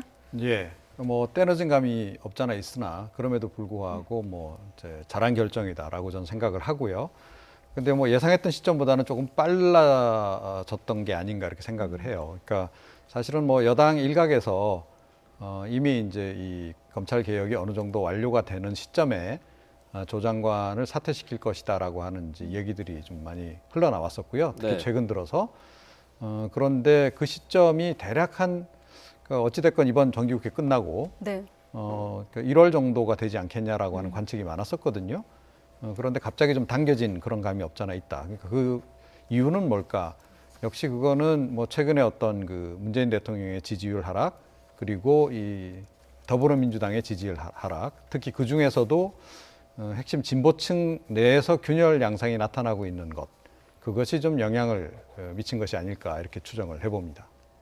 저 지지율 이야기를 하셨는데 저희가 그 지지율 그래픽이 준비가 돼 있을 겁니다. 아마 저희가 좀 같이 보면서 이야기를 해보면 좋을 것 같은데요. 아무래도 여당이나 뭐 정부 쪽에 청와대 쪽에서도 이 같은 수치를 이제 무시할 수 없는 수준에 왔다 이런 좀 판단이 있었던 걸까요? 네, 그렇게 좀 보이고요. 그러니까 이제 그것이 이제 조 장관의 사퇴 시점을 상당히 좀 앞당기게 된 결정적인 계기가 아닐까 이렇게 생각을 합니다. 네. 그러니까 이제 뭐 이 좀 지금 보고 계신 이 지지율 표도 있습니다만. 지금 정당 간의 지지율 격차도 좀 상당히 좀 좁아져서 지금 이제 사실은 더불어민주당과 자유한국당의 이제 지지율 격차가 거의 지금 이제 오차 범위 내로 좀 이제 좁아진 그런 그 상황. 35.3 대 34.3. 그렇죠. 0.8% 정도. 0.9% 포인트 정도 차이가 나는 것으로 이렇게 지금 이제 또 결과가 나오지 않았습니까? 자, 이거는 이제 언론에서 조사를 한 거고요. 사실은 당에서도 계속 조사를 합니다. 특히 그 민주연구원 같은 데서 계속 이제 지지율 여론조사를 하고 이제 그 과정에서 본인들 핵심 지지층들의 여론의 추이 같은 건 또 따로 또 조사를 또 하거든요. 네. 아마 거기서 뭔가 좀 이제 조짐이 심상치 않다는 것을 좀 감지했을 가능성이 높지 않나. 그래서 저는 당 쪽에서 먼저 청와대 쪽에다가 아마 그 제안을 했을 가능성이 지금 없지 않아 있는 상황이 아닌가라고 좀 추정을 해보고요. 네.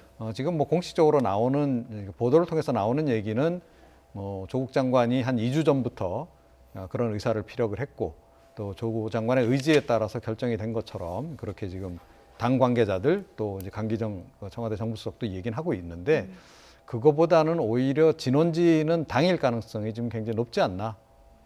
이렇게 생각을 합니다. 당이라고 하면 구체적으로 어떤 대목일까요? 뭐 민주연구원일 가능성이 높지 않나라고 생각이 돼요.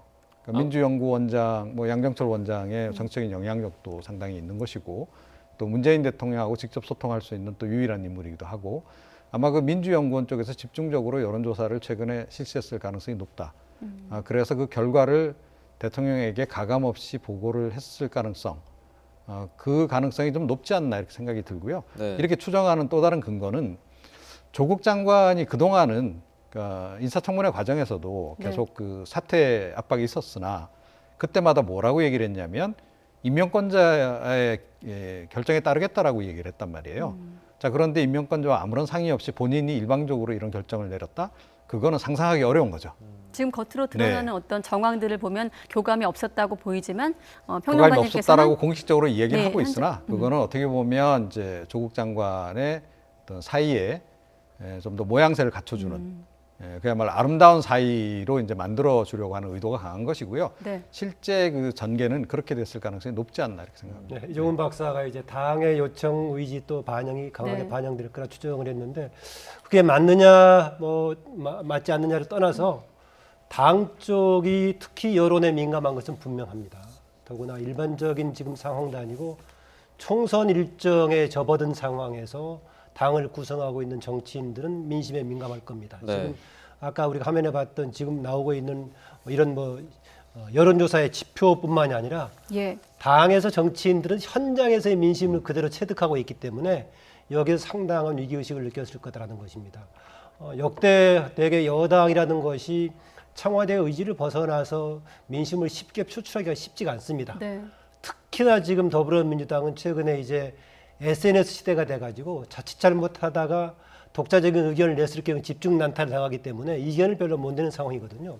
그럼에도 불구하고 여기에 따른 여론이 심상치 않다라고 아마 전달할 정도였으면은 여론 지표로 나온 이상으로 현장에서 느끼는 민심은 상당히 심각하다고 느꼈을 것이다. 네. 과연 이 상태로 우리가 총선을 치를 수 있느냐 이런 말까지 전달됐을 가능성도 있다라고 봅니다. 네. 그러면 오늘 이 조국 장관의 사퇴의 타이밍과 모양새는 이게 최선이었나 어떻게 평가하십니까?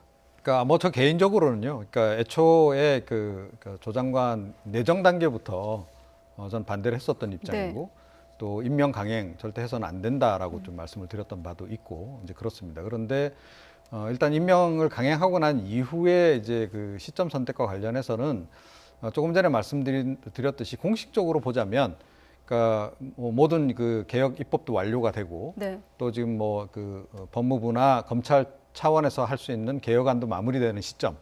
그렇게 보면 올 연말 정도 지나서 그때쯤 사실은 이제 물러나더라도 물러나는 게 제일 모양새도 좋았고 그랬을 거다라고 생각이 돼요. 그런데 이 시기를 불가피하게 앞당길 수밖에 없는 그런 상황들이 지금 이제 벌어진 거라고 이제 볼 수밖에 없는 거고요. 이거 굉장히 이례적인 상황인 거죠. 그러니까 상식적으로 문재인 대통령이 임명을 강행을 한 것도 뭐 그때 상당히 반발이 있음에도 불구하고 그거를 정면 돌파하는 그런 카드로 결정을 한 거 아니겠습니까? 자, 이제 그때 그 결정을 생각한다면 오늘 이 결정 역시 뭔가 이례적인 어떤 그 상황이 발생했기 때문으로 볼 수밖에 없다는 거죠. 이제 그렇게 본다라고 전제하면 역시 이제 뭔가 그 내부적인 어떤 그 균열 양상 그런 것들이 파악이 된 것 같다. 그리고 사실은 의원들 사이에서는 동요가 이미 상당히 오래전부터 좀 진행이 되어 왔습니다. 특히 그 수도권에 있는 의원들이 많이 동요를 한 것으로 이렇게 전해지고 여당 있거든요. 내부를 말씀하시는 네, 그렇습니다. 거죠? 그래서 네. 뭐 PK, 그러니까 부산 경남 지역이 이미 지지세가 좀 돌아섰다라고 하는 건 이미 오래전부터 나온 얘기고, 근데 최근에 이제 지지층 내에서도 이제 균열이 발생하면서 상당히 그동안 그 진보세가 강했던 수도권 일대에서도 지금 더불어민주당이 승세를 좀 장담하기 어려운 상황이 됐을 가능성이 높다라고 보고요. 그런 얘기들이 지금 뭐 많이 흘러나왔습니다, 사실은. 그래서 수도권 의원들이 상당히 동요하고 있다는 얘기가 있었는데 아마 그 수도권도 이러다가는 전멸할지 모른다라고 하는 그런 위기감이 상당히 이제 그 반영이 돼서 그 의견이 청와대까지 전달됐을 가능성이 높지 않나 이렇게 생각합니다. 지금 말씀은 이제 정치권을 좀 들여다봤을 때 그렇게 분석이 가능한 것 같고, 앞서 대통령이 임명을 강행했던 시점을 말씀하셨는데 그 시점에선 대통령 머릿속에 오늘 나온 발언도 있었을 것 같아요. 조국, 윤석열 환상적 조합의 검찰개혁은 뭐 오늘은 꿈 같은 희망이 됐다고 했습니다만 그때는 희망이었겠죠. 네. 이 대통령이 조국 윤석열의 환상적인 조합 이거를 9월 9일 날 임명식 때도 그런 생각을 가졌을지 이건 모르겠습니다. 내정이 됐을 때 또 내정되기 이전에 조국 민정수석일 때 윤석열 총장 임명됐죠. 이후에 조국 장관 당시에 윤석열 민정수석일 때 두 사람을 조합해 가지고 석국열차 이렇게 환상의 조합이라고 했던 얘기가 나올 겁니다. 그런데 9월 9일 날 임명했을 때는 이미 그 전달 27일 날 압수수색했던 것에 대한 불만도 나오고 해가지고 그 당시에도 과연 문재인 대통령이 두 사람 간의 조합을 기대했을까라는 생각이 듭니다. 이미 언론들에서 두 사람 간의 충돌의 여지를 문제를 제기했습니다. 그랬을 때 대통령은 당시 메시지는 어떻게 얘기했느냐? 장관은 장관의 역할을 하고 검찰총장은 총장의 역할만 한다라는 정도였습니다. 그래서 이미 임명 당시에도 두 사람 간의 뭔가 조화가 주문을 하고 있지만 실제로 과연 가능할지 실제로 진행되고 보니까 어려웠습니다. 아까 앞서 말씀드렸었지만은 장관 주변 관련된 지금 수사에 관해서는 보고도 받지 않고 뭔가 지혜도 하지 않겠다라고 했지만 그런 책임을 가질 사람이 없기 때문에 검찰총장에 대한 지휘 통제도 없어지고 자의적인 여러 가지 해석이 가능해지고 이런 문제가 생겼습니다. 그래서 대통령은 초기에 기대했던 석국조합, 석국열차에 대한 조합을 과연 임명 시에도 했을까 이런 생각이 들고요. 하나 좀 제가 이 문제를 던져볼 수 있습니다. 지금 조국 장관이 이제 물러갔는데 이후에 그러면은 우리 정세 전국에 어떤 변화가 있을 것인가 여러 가지 볼 수가 있을 겁니다. 그런데 그동안에 광화문과 서초동에서 있었던 집회 양상은 어떻게 될 것인가. 그 다음에 국정 운영에서 여야 관계는 어떻게 바뀔 것인가. 대통령은 과연 이후에 국정 운영 방식에 변화를 줄 것인지 그대로 갈 것인지 여러 가지가 있지만 하나만 말씀드리자면요. 대통령의 오늘 발언에서는 큰 변화는 조금 찾기가 어려워 보입니다.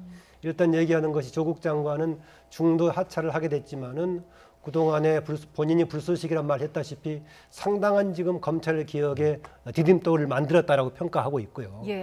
대신 그동안에 이렇게 진통을 만들게 했던 것에 대해서 국민들에게 송구한다라고 얘기했지만은 남은 과제로 검찰 개혁, 언론 개혁, 언론의 문제를 얘기했단 말이죠. 그러면 그동안에 조국 장관에 관한 문제가 결국은 검찰의 문제, 언론에서 문제에서 비롯됐다는 걸 시사하는 쪽이어가지고 과연 그것만 가지고 이후에 전국의 해법이 될까. 보통 송구하다고 대통령이 얘기했으면은 최근까지 적어도 불쏘시개 역할을 했다고 할지라도 이 과정에 있었던 두 달간에 걸쳤던 갈등, 서초동과의 또 광화문의 갈등 이런 문제를 이끌고 온 것에 대한 청와대의 뭔가 인사참모 역할이라든가 국민 여론을 수렴하는 역할에 대한 뭔가 새로운 해법을 내놓아야 현재의 여론 추이도 반전시키는 계기를 만들 수 있지 않을까 그런 생각을 그런 하게 됩니다. 대목들은 좀 아쉽다. 지금 국정 운영의 방식에 어떤 변화가 올지는 잘 모르겠다고 말씀하셨는데 중요한 대목이라 잠시 뒤 여쭤보기로 하고 앞서 속보가 한 가지 들어왔죠? 네. 그럼 다시 확인되는 대로 다시 속보는 전하기로 하고 같은 질문을 좀 드리겠습니다. 앞으로 어떤 좀 국정 운영에서 변화가 느껴지지 않는다고 말씀하셨는데 평론가님은 어떻게 보세요? 제가 보기에는 지금 좀 준비 중일 것으로 생각이 됩니다. 아마 이제 공식적으로 야당 쪽에 제안을 이제 하지는 않은 것 같은데 그럼에도 불구하고 아마 청와대 차원에서의 그 영수회담이랄지 이런 것을 지금 조만간 제안할 가능성이 굉장히 높지 않나 이렇게 생각합니다. 그래서 조국 장관 어찌됐건 보수 야당 쪽에서 요구하는 대로 정리를 한 거 아니겠어요? 사퇴로 이제 정리를 했기 때문에 그 다음 단계로 아마 생각보다는 좀 빠르게 움직여갈 가능성이 높다. 그러니까 그거는 정부 여당 또 청와대 모두가 지금 원하는 바 아니겠습니까? 프레임을 가능한 한 빨리 전환시켜야 지금 사실은 지지율 반등도 꾀할 수 있기 때문에 속도감 있게 진행될 가능성이 굉장히 높지 않나 이렇게 생각이 들고요. 그래서 정치 협상 회의도 이제 조만간 이제 다시 이제 정상화되지 않을까 싶고 지금 야당도 이렇게 되면 특히 자유한국당 입장에서 계속 이게 지금 국정감사를 조국 대전으로 끌고 간다든지 또 이번 정기국회를 조국 문제로 끌고 가기가 좀 이제 부담스러워져 버렸잖아요. 자, 그래서 아마 보수 야당도 빨리 지금 전략 전환을 하지 않으면 안 되는 상황이 이제 된 것 같고 자, 이제 그런 것들이 좀 맞물려 가서 제가 보기에는 조만간 영수회담은 성사될 가능성이 굉장히 높지 않나 이렇게 생각이 들고요. 거기서 다시 협치 얘기 나오겠죠. 협치가 실제로 진행될지는 이제 지켜보긴 해야 되겠으나 그래서 당분간은 양쪽 다 지금 전략 재정비 기간을 가질 가능성이 높지 않나 그렇게 본다면 갈등 수위는 당분간은 좀 많이 낮아지겠다 이렇게 생각합니다. 앞서 두 분과 함께 조국 장관이 사퇴를 언제 결심했는가 그 시점에 대한 얘기를 나누고 있었는데 속보가 들어왔습니다. 조국 장관이 어제 고위당정청 회의 직후에 사퇴 의사를 전달했다 이렇게 알려지고 있습니다. 사실 앞서 강기정 수석도 최종 시점을 잡을 수 없기 때문에 언제 아까 그 사퇴 시점이라고 밝힐 수 없다고 했습니다만 일단은 어제 고위당정청 회의 직후 사퇴 의사를 전달한 것으로 알려지고 있는데 그러면 이제 어느 정도 교감이 있었다고 보면 될까요? 예, 만약 그런 교감이 있었다면 대신 발표의 형식은 전격지로 하는 방식을 택했을 것 같습니다. 왜냐하면은 어제 정도로 결정이 됐다면은요. 오늘 2시에 원래 예정됐던 수보회의를 늦춘다고 발표를 했을 것인데 발표하지 않고 급작스럽게 그 시간에 조국 장관 사퇴를 얘기하는 거 보면은 어제 결정됐다면은 이후에 발표는 좀 전격적인 방식으로 하지 않았을까 좀 그런 생각이 들고요. 이후에 변화 과정 좀 여러 가지 기대를 했는데 그동안에 뭔가 이런 정부가 특히 이제 집권 세력이 조치를 했을 경우에는 하나는 야당과의 관계에서 뭔가 새로운 관계를 모색해 보려고 하고요. 내부적으로 조금 인적인 뭔가 변화를 줘보려고 하는 거 있었습니다. 장관 이런 문제를 가지고 인적인 변화가 아니라 현실적으로는 대개 이제 청와대 참모진에 뭔가 좀 가시적인 변화를 주는데 근래 이른바 문재인 정부 2기 참모진이라고 할 정도로 많은 사람들이 새롭게 해놓은 상태에서 그 여지도 없고 해가지고 과연 어느 분야를 가지고 뭔가 새롭게 다짐하는 이걸 줄 수 있을까라는 생각이 좀 들기도 합니다. 네.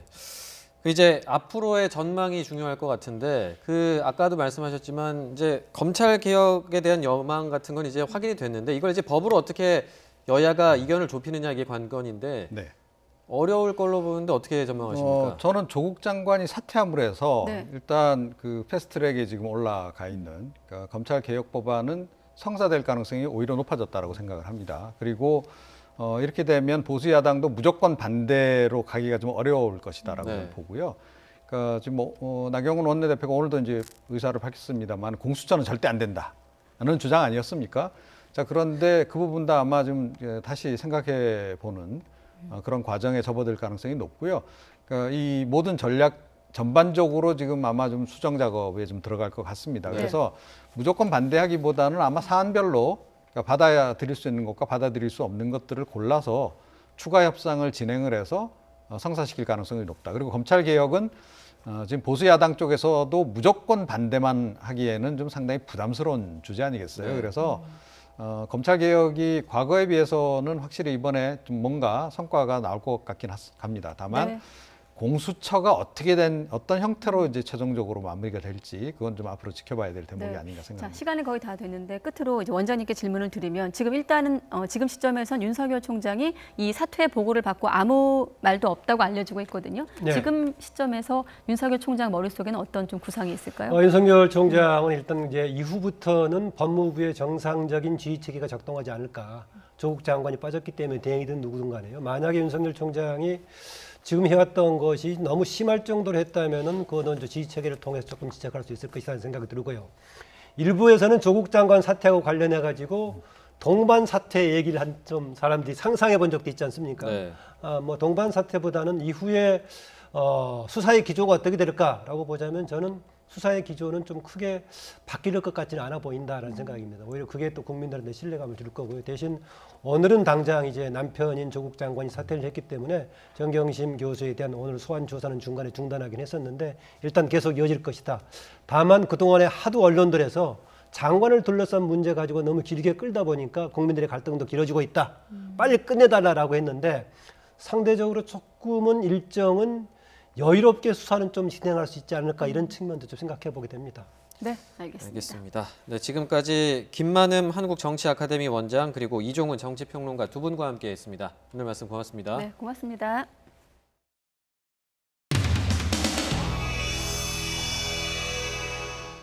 국사청에 대한 2019년도 국회 기획재정위원회 국정감사 실시를 선언합니다. 소주 알죠? 소주 어느 거 즐겨 마시는지 모르지만 처음처럼 이게 일본 술입니까?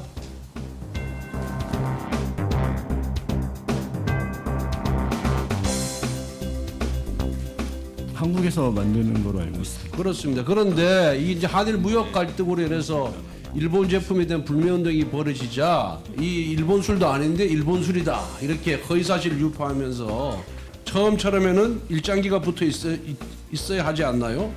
친일기업 롯데 처음처럼 손절하고 진로 이집을 갈아탔습니다. 이거 누가 뒤에서 조정하는지 보이지 않습니까? 이거 이 국세청이 건전한 주류 거래 질서 확립을 위해서 관리 감독해야 되는데 나는 이것 역할을 제대로 하고 있는지 정말 의문스럽습니다. 일본 제품 불매운 등이 편성해서 특정 기업 죽이는 거 이거는 국세청에 나서서 막아야 된다고 생각하는데 어떻게 하실 겁니까? 정도에 벗어난 이러한 시장 왜곡 행위는 전체 주류산업 발전에 저의 요인으로 작용할 수 있습니다. 저희가 법과 원칙에 따라 공정하게 조치하겠습니다. 좋습니다. 이 공장이 강원도 강릉에 있는 건 알고 있죠? 예, 수업철 공장이.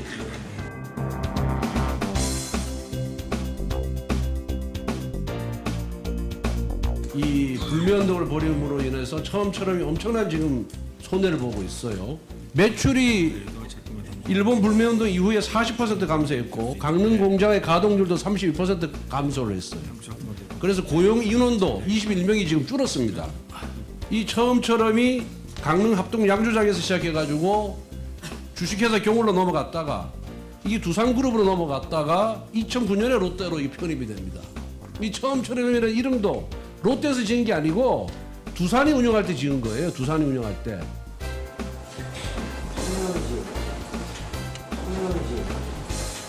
그런데 이게 뭐 처음처럼 그 시제를 말이야 좌파학자의 그 시제를 썼다고 해가지고 지금 이게 이 우파에서도 좀 잘 안 먹어요.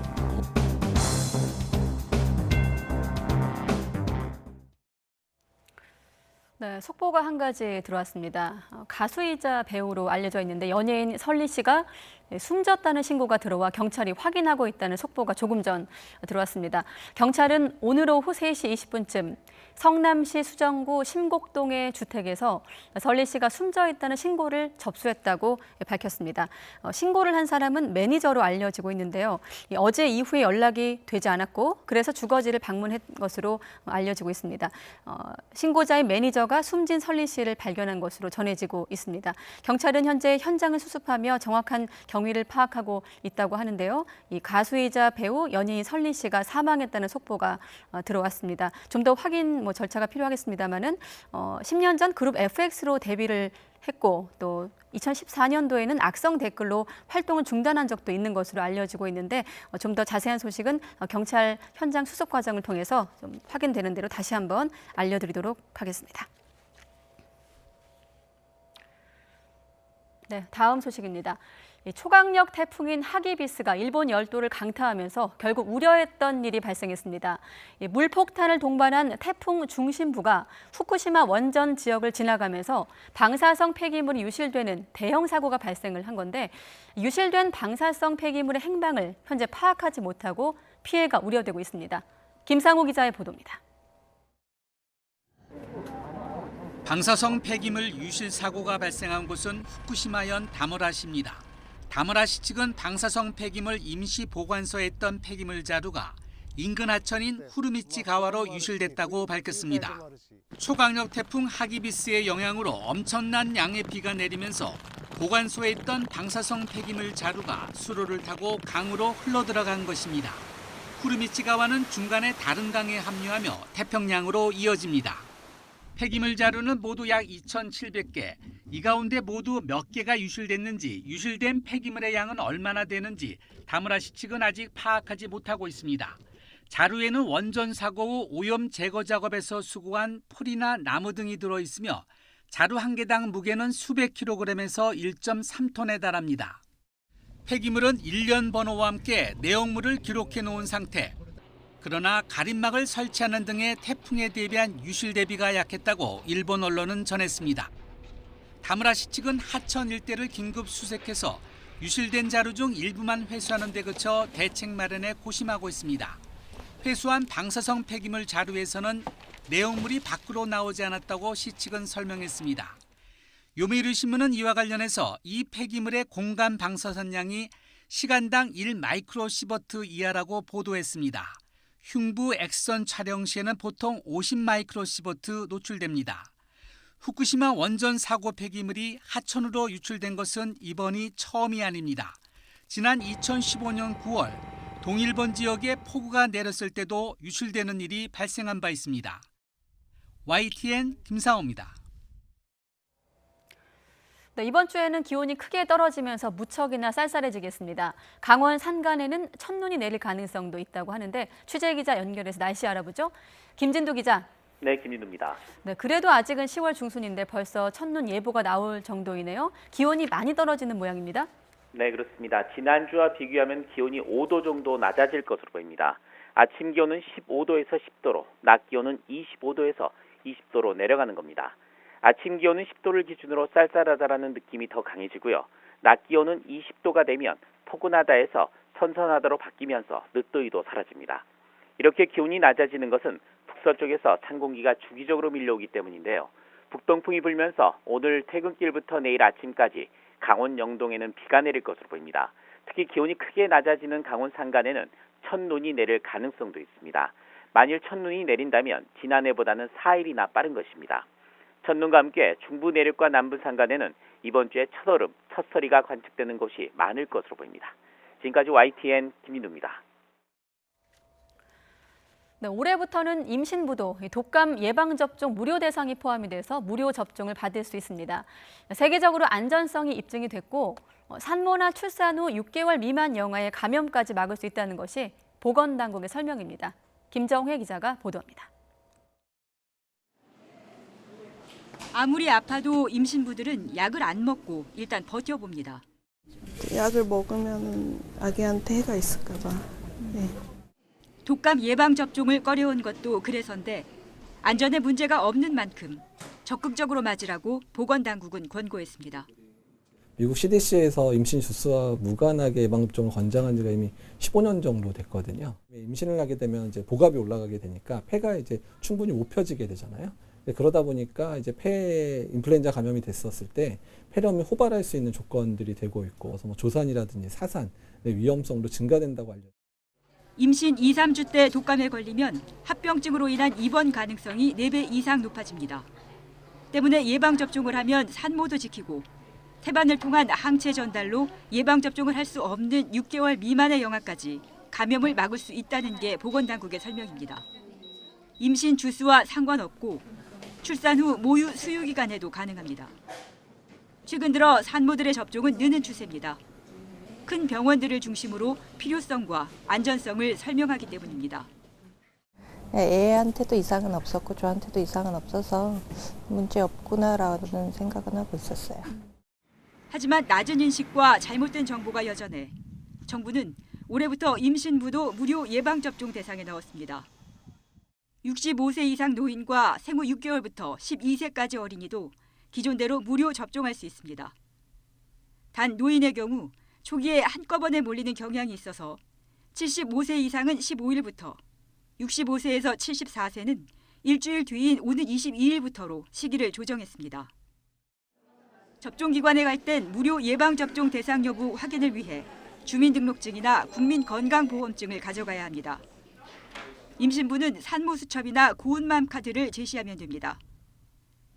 접종 효과는 2주 뒤부터 나타나 평균 6개월 정도 유지되기 때문에 독감 유행기간 전인 11월까지 접종을 마치는 게 좋습니다.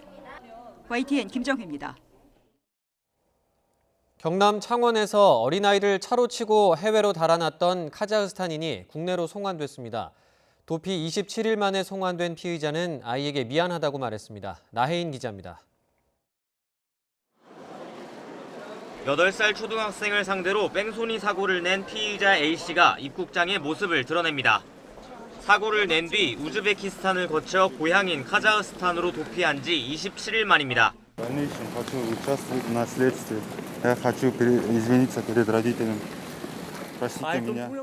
A씨는 지난달 16일 경남 창원에서 무면허로 차를 몰다 8살 남자아이를 치고 달아났습니다.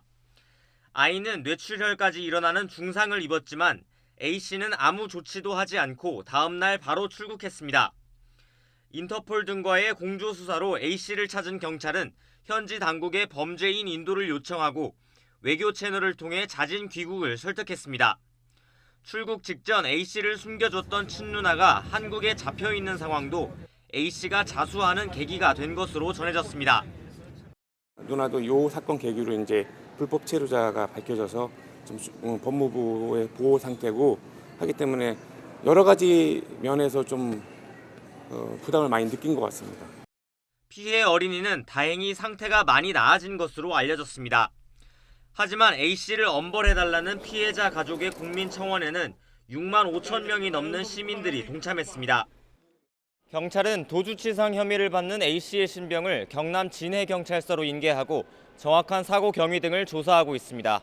YTN 나혜인입니다. 많은 승객을 태우고 비행하는 항공기의 경우 음주 운항 문제에 더 엄격할 수밖에 없습니다. 그런데 이스타항공 소속 기장이 비행 전 검사에서 음주 반응이 나왔는데도 정밀 측정을 하지 않고 비행을 한 사실이 YTN 취재 결과 드러났습니다. 이 기장은 기록 조작까지 시도했습니다. 김대겸 기자가 단독 보도합니다. 지난달 21일 이스타항공 A 기장은 비행 전 간이 검사에서 음주 반응이 나왔습니다.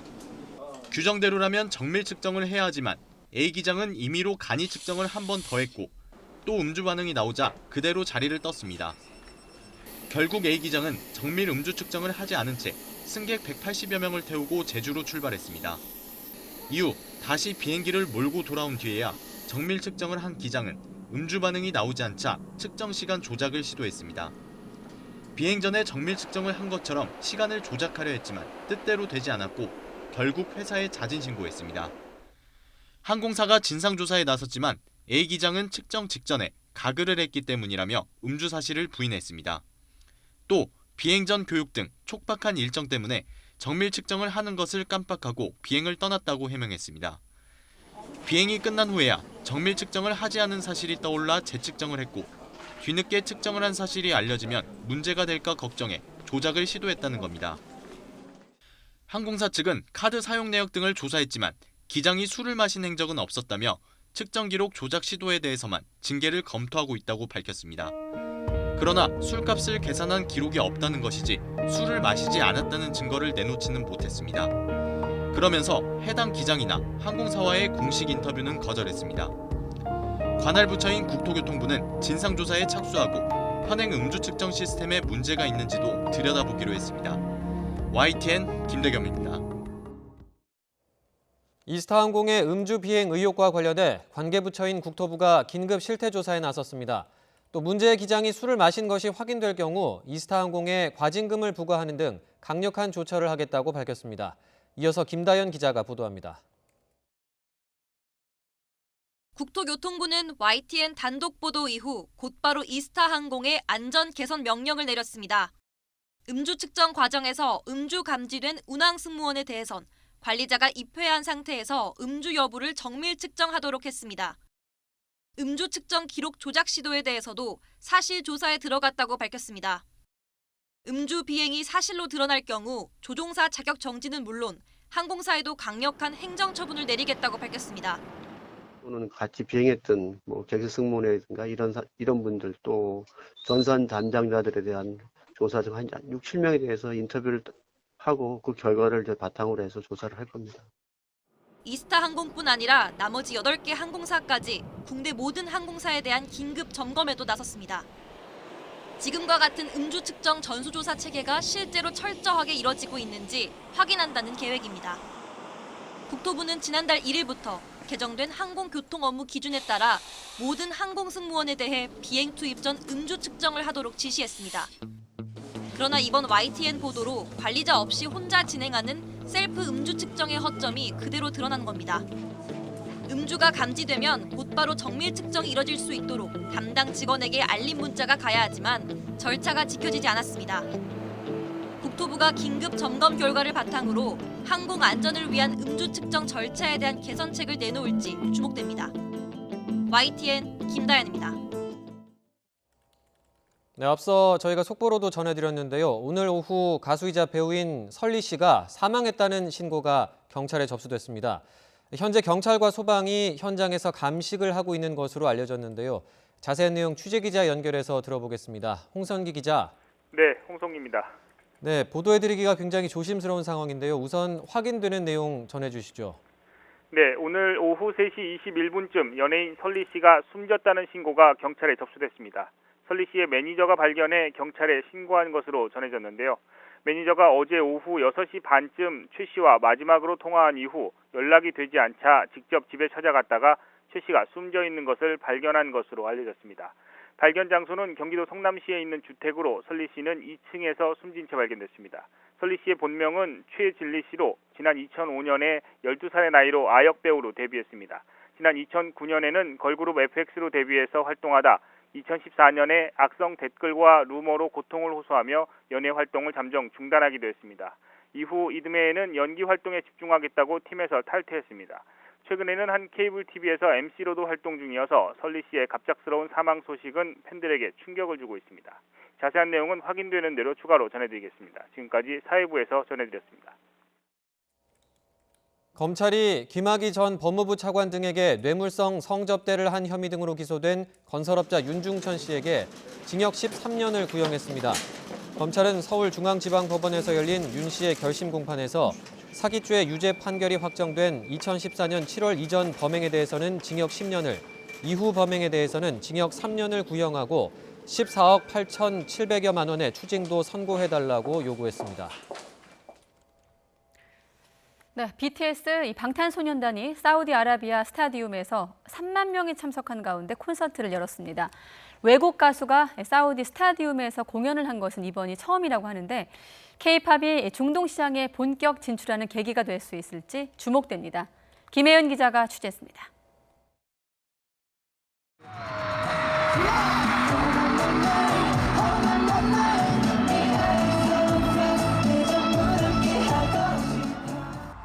방탄소년단의 첫 중동 콘서트가 열린 곳은 사우디아라비아 수도 리야드의 킹파드 인터내셔널 스타디움입니다. 비아랍권 해외 가수에게 스타디움 공연장을 내준 것은 이번이 처음입니다.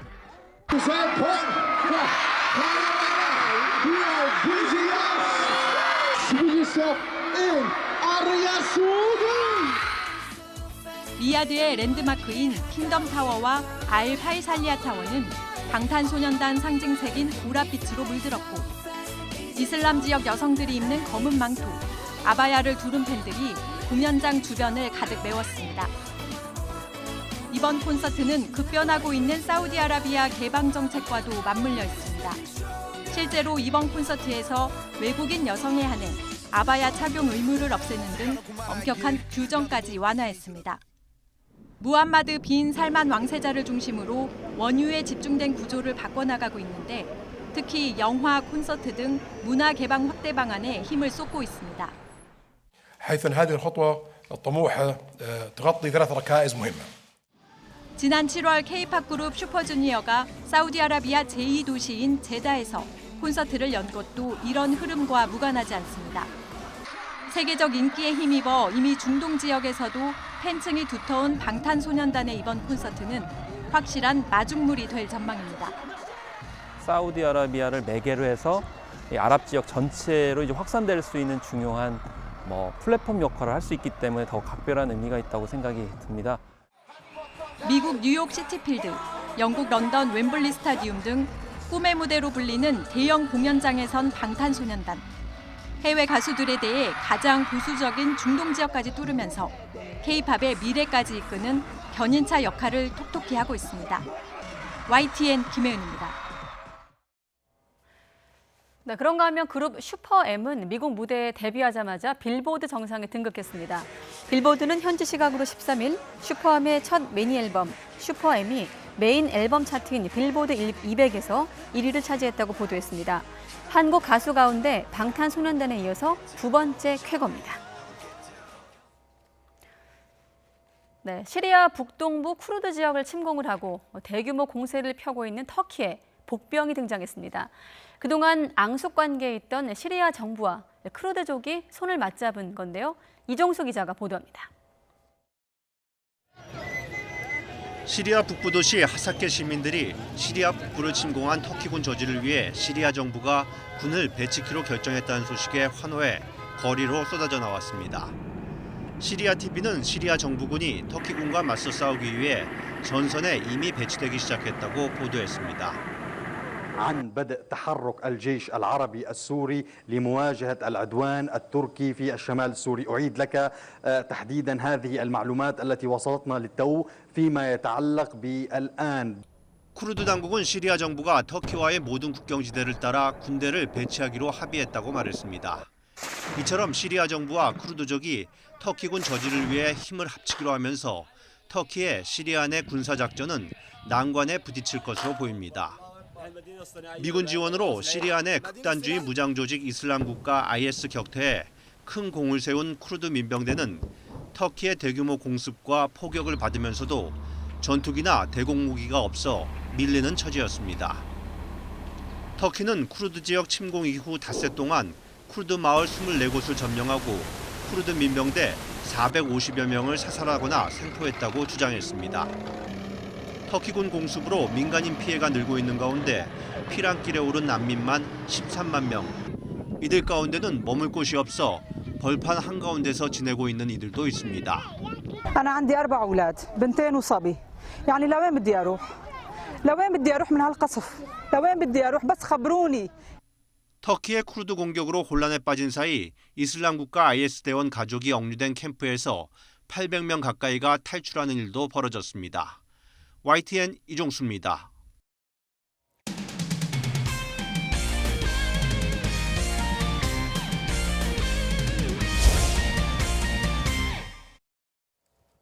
(29년) 만에 평양 원정 경기를 치르는 우리 축구 대표팀이 오늘 오후 평양 땅을 밟았습니다. 벤투 감독이 이끄는 대표팀은 오늘 오후 1시 25분쯤 중국 베이징 서우두 공항에서 평양행 비행기에 오른 뒤 오후 4시 20분쯤 평양 순안공항에 도착했습니다. 대표팀은 내일 오후 5시 반 평양 김일성 경기장에서 북한과 카타르 월드컵 아시아 지역 2차 예선 3차전을 치를 예정입니다. 남자 축구 대표팀이 평양에서 경기를 하는 건 1990년 이후 29년 만입니다. 축구대표팀 수비수 김민재 선수는 평양에 입성하기 전에 원정 응원단이 없는 등 불리한 상황을 잘 극복해서 좋은 경기를 하겠다고 힘줘서 말했는데요. 김민재 선수의 말 들어보겠습니다. 어디든 원정을 가면 팬들이, 한국 팬들이 조금씩은 있지만 없는 경우는 이번에 처음인 것 같은데 운동장이 사람이 없는 것보다는 많은 게 나을 거라고 생각하고 감독님 말씀대로 동기부여 삼아서 극복하고 이겨내면 좋은 경기를 할 수 있을 것 같아서 갑자기 생각하고 있어요. 일단 잔디가 제일 문제인 것 같고 또 가서 이제 프로 선수들께 이제 빨리 적응을 하고 잔디에 대한 것만 잘 적응하면 문제 없을 것 같아요. 내일 우리 축구 대표팀과 평양에서 맞붙는 북한의 전력은 어떨까요? 경계 대상 1호로는 이탈리아의 명문 축구팀인 유벤투스에서 뛰는 한광성이 꼽힙니다. 최두희 기자입니다. 레바논과의 홈 1차전에서 2대0 완승을 한 북한. 스리랑카마저 제압해 2연승을 내달리며 우리와 승점은 같지만 골득실에서 밀린 조 2위입니다. 탄탄한 수비 후에 한광성과 정일관을 활용한 역습이 위력적이라는 평가입니다. 북한이 두꺼운 수비벽을 세우며 수비에 치중한 뒤 발빠른 공격 자원들을 적극적으로 활용할 것으로 보이는 만큼 우리가 이른 시간 선제골을 넣는 게 급선무입니다. Que usa frequentemente o contra-ataque essencialmente com os seus dois jogadores da frente e obviamente tentaremos contrariar essas virtudes do adversário. 경계 대상 1호는 인민 호날두라고도 불리는 한광성. 이탈리아 세리에 A 유벤투스 23세 이하 팀에서 뛰고 있는 북한 축구의 기대주로 강한 힘과 스피드가 장점입니다. 한광성 선수가 좀 눈에 띄었던 것 같아요, 개인적으로. 빠르고 드리블 또한 좀 탁월한 면이 있고 그렇기 때문에 그 선수를 개인적으로는 잘 준비해서 막아야 될 것 같아요. 북한과의 역대 전적에선 우리가 7승 8무 1패로 압도적인 우위지만 최근 북한이 14년간 홈경기 무패 행진이라는 건 신경 쓰이는 대목입니다. 우리 대표팀은 또 원정 응원단 한 명 없이 홈관중의 일방적인 응원을 등에 업은 북한과 낯선 인조잔디 위에서 경기를 해야 하는 상황. 입국 과정과 훈련장 배정 등에서 홈터세도 우려되고 있습니다. 북한 현지에서 29년 만에 어렵사리 성사된 남북전이지만 북한 측의 비협조로 국내 팬들은 TV 생중계로 이 경기를 지켜볼 수 없게 됐습니다. YTN 최두입니다. 잠시 뒤 저녁 6시 반부터 프로야구 SK와 키움의 플레이오프 1차전이 시작됩니다. 두 팀은 1년 전에도 플레이오프에서 만나 5차전까지 가는 명승부 끝에 SK가 한국 시리즈에 진출했는데요. 이번 시리즈에 대한 관심도 뜨겁습니다. 취재 기자 연결해서 자세히 들어보겠습니다. 양시창 기자. 네, 스포츠부입니다. 네, SK와 키움의 플레이오프 1차전, 선발은 예상대로 김광현과 브리검이죠. 네, 두 선수는 1년 전에도 플레이오프 1차전에서 선발로 맞대결을 펼쳤는데요. 이번 시리즈에서도 1차전 선발 중책을 맡았습니다. 지난해 맞대결 1차전 성적은 SK 김광현이 6이닝 동안 8안타를 맞고 5실점을 기록했고요. 키움 브리검은 4이닝 5실점으로 김광현보다 먼저 마운드를 내려왔습니다.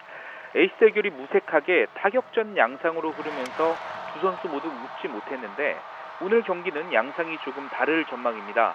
우선 두 선수 모두 충분한 휴식을 취하고 마운드에 선다는 점에서 차이가 있고요. 또 공인구 반발기수 조정으로 투고 타저 흐름이 시즌 내내 이어진 점도 에이스들의 어깨를 가볍게 하고 있습니다. 정규 시즌 김광현은 17승 6패, 평균 자책점 2.51로 맹활약했고요. 브리검도 13승 5패, 평균 자책점 2.96으로 괜찮았습니다. 올 시즌 상대 전적에서는 김광현이 조금 앞섭니다. 김광현은 키움 타선을 상대로 4경기 2승 2패, 평균 자책점 2.36으로 강했습니다. 브리검은 SK 타선을 상대로 3경기 1승 2패, 평균 자책점 4.58로 조금 고전했습니다. 다만 오늘 경기가 열리는 인천 문학구장에서 한 경기에 선발로 나와 6이닝 1자책점으로 승리를 가져간 좋은 기억도 있습니다. 염경엽 SK 감독은 김광현에게 최대한 많은 이닝을 맡길 것으로 전망되고요.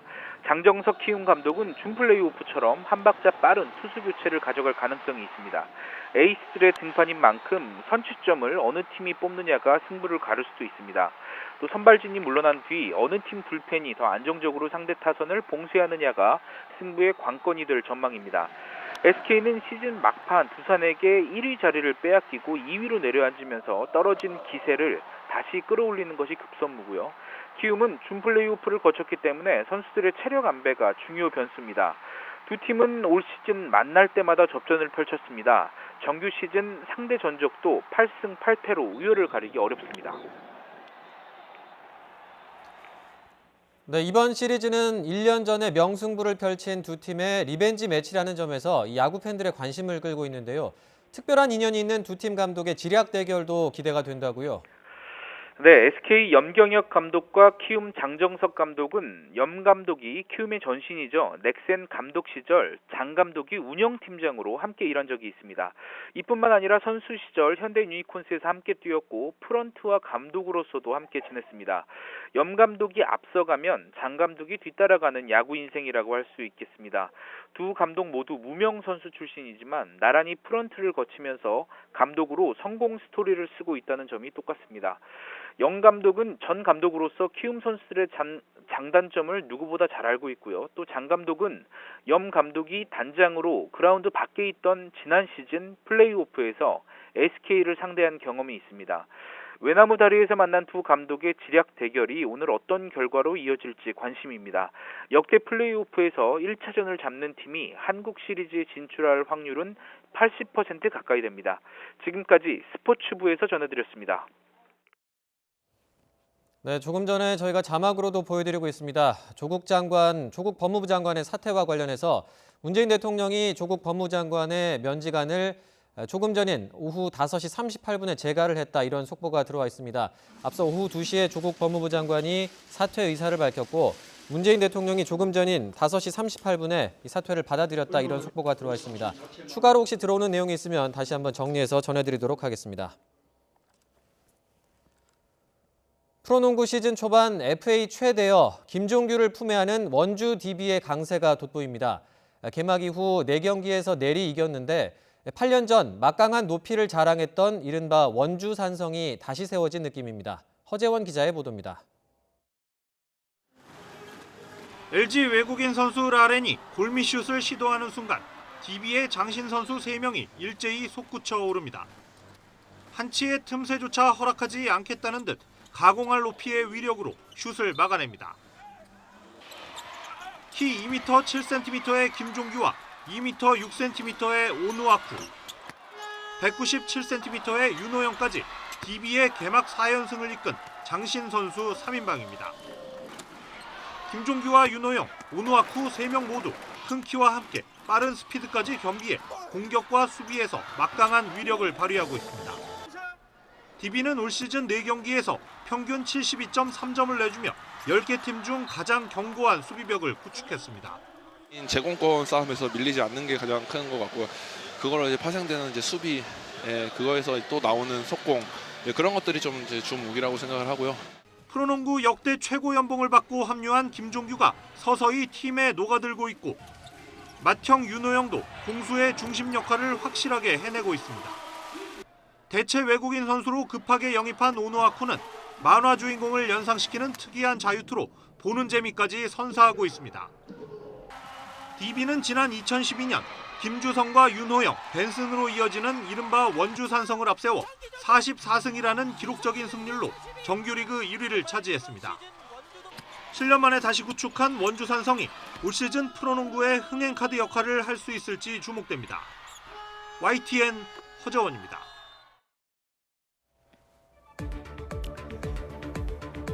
문재인 정부 초대 민정수석이기도 했던 조국 법무부 장관이 오늘 사퇴했습니다. 그의 사의 표명은 오늘 오전 검찰 개혁 방안을 발표할 때만 해도 정치권도 검찰도 예상하지 못했던 시나리오. 60여일 지명부터 임명까지 그 과정은 험난했고 대한민국은 두 쪽으로 갈라졌지만 우리 사회의 공정의 가치와 또 검찰 개혁에 대한 국민적인 열망을 확인한 그런 시간이기도 했습니다. 조국 장관이 자신을 불쏘시개라고 규정하기도 했는데 이제라도 실종됐던 정치가 돌아와 검찰 개혁의 불씨를 살려내고 갈라진 민심을 수렴할지 주목됩니다.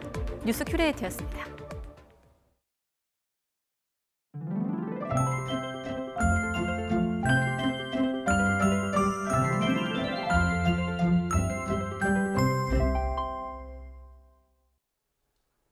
가을바람이 차가워지고 있습니다. 북쪽에서 찬 공기가 내려오면서 내일은 날씨가 한층 더 쌀쌀해지겠습니다.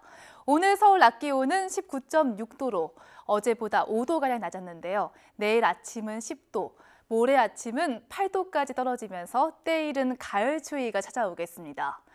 기온이 내려가면서 오늘 밤사이 강원 산간 지역은 첫눈이 올 가능성도 있습니다. 강원 북부 산간 지역에 1cm 안팎의 눈이 내려 쌓일 수 있겠는데요. 만약에 첫눈이 온다면 지난해보다 4일 빠른 겁니다. 오늘과 내일 동풍의 영향으로 동해안과 제주 지역도 오락가락 비가 오겠습니다. 영동 지역은 10에서 40mm, 영남 해안 지역과 제주에는 5에서 10mm의 비가 오겠습니다. 내일 아침 기온은 오늘보다 3, 4도가량 낮겠습니다. 서울 기온이 10도, 춘천과 청주 9도, 대구는 13도가 예상되고요. 낮 기온도 오늘과 비슷하거나 조금 낮겠습니다. 서울 기온이 20도, 춘천과 청주, 대구 19도, 광주 20도가 예상됩니다. 목요일부터는 때이른 추위가 풀리고 일교차 큰 가을 날씨가 이어지겠고요. 내륙 지역은 대체로 쾌청하겠습니다. 날씨 정보였습니다. 네, 이상으로 뉴스큐 모두 마치겠습니다. 함께해 주신 여러분 고맙습니다.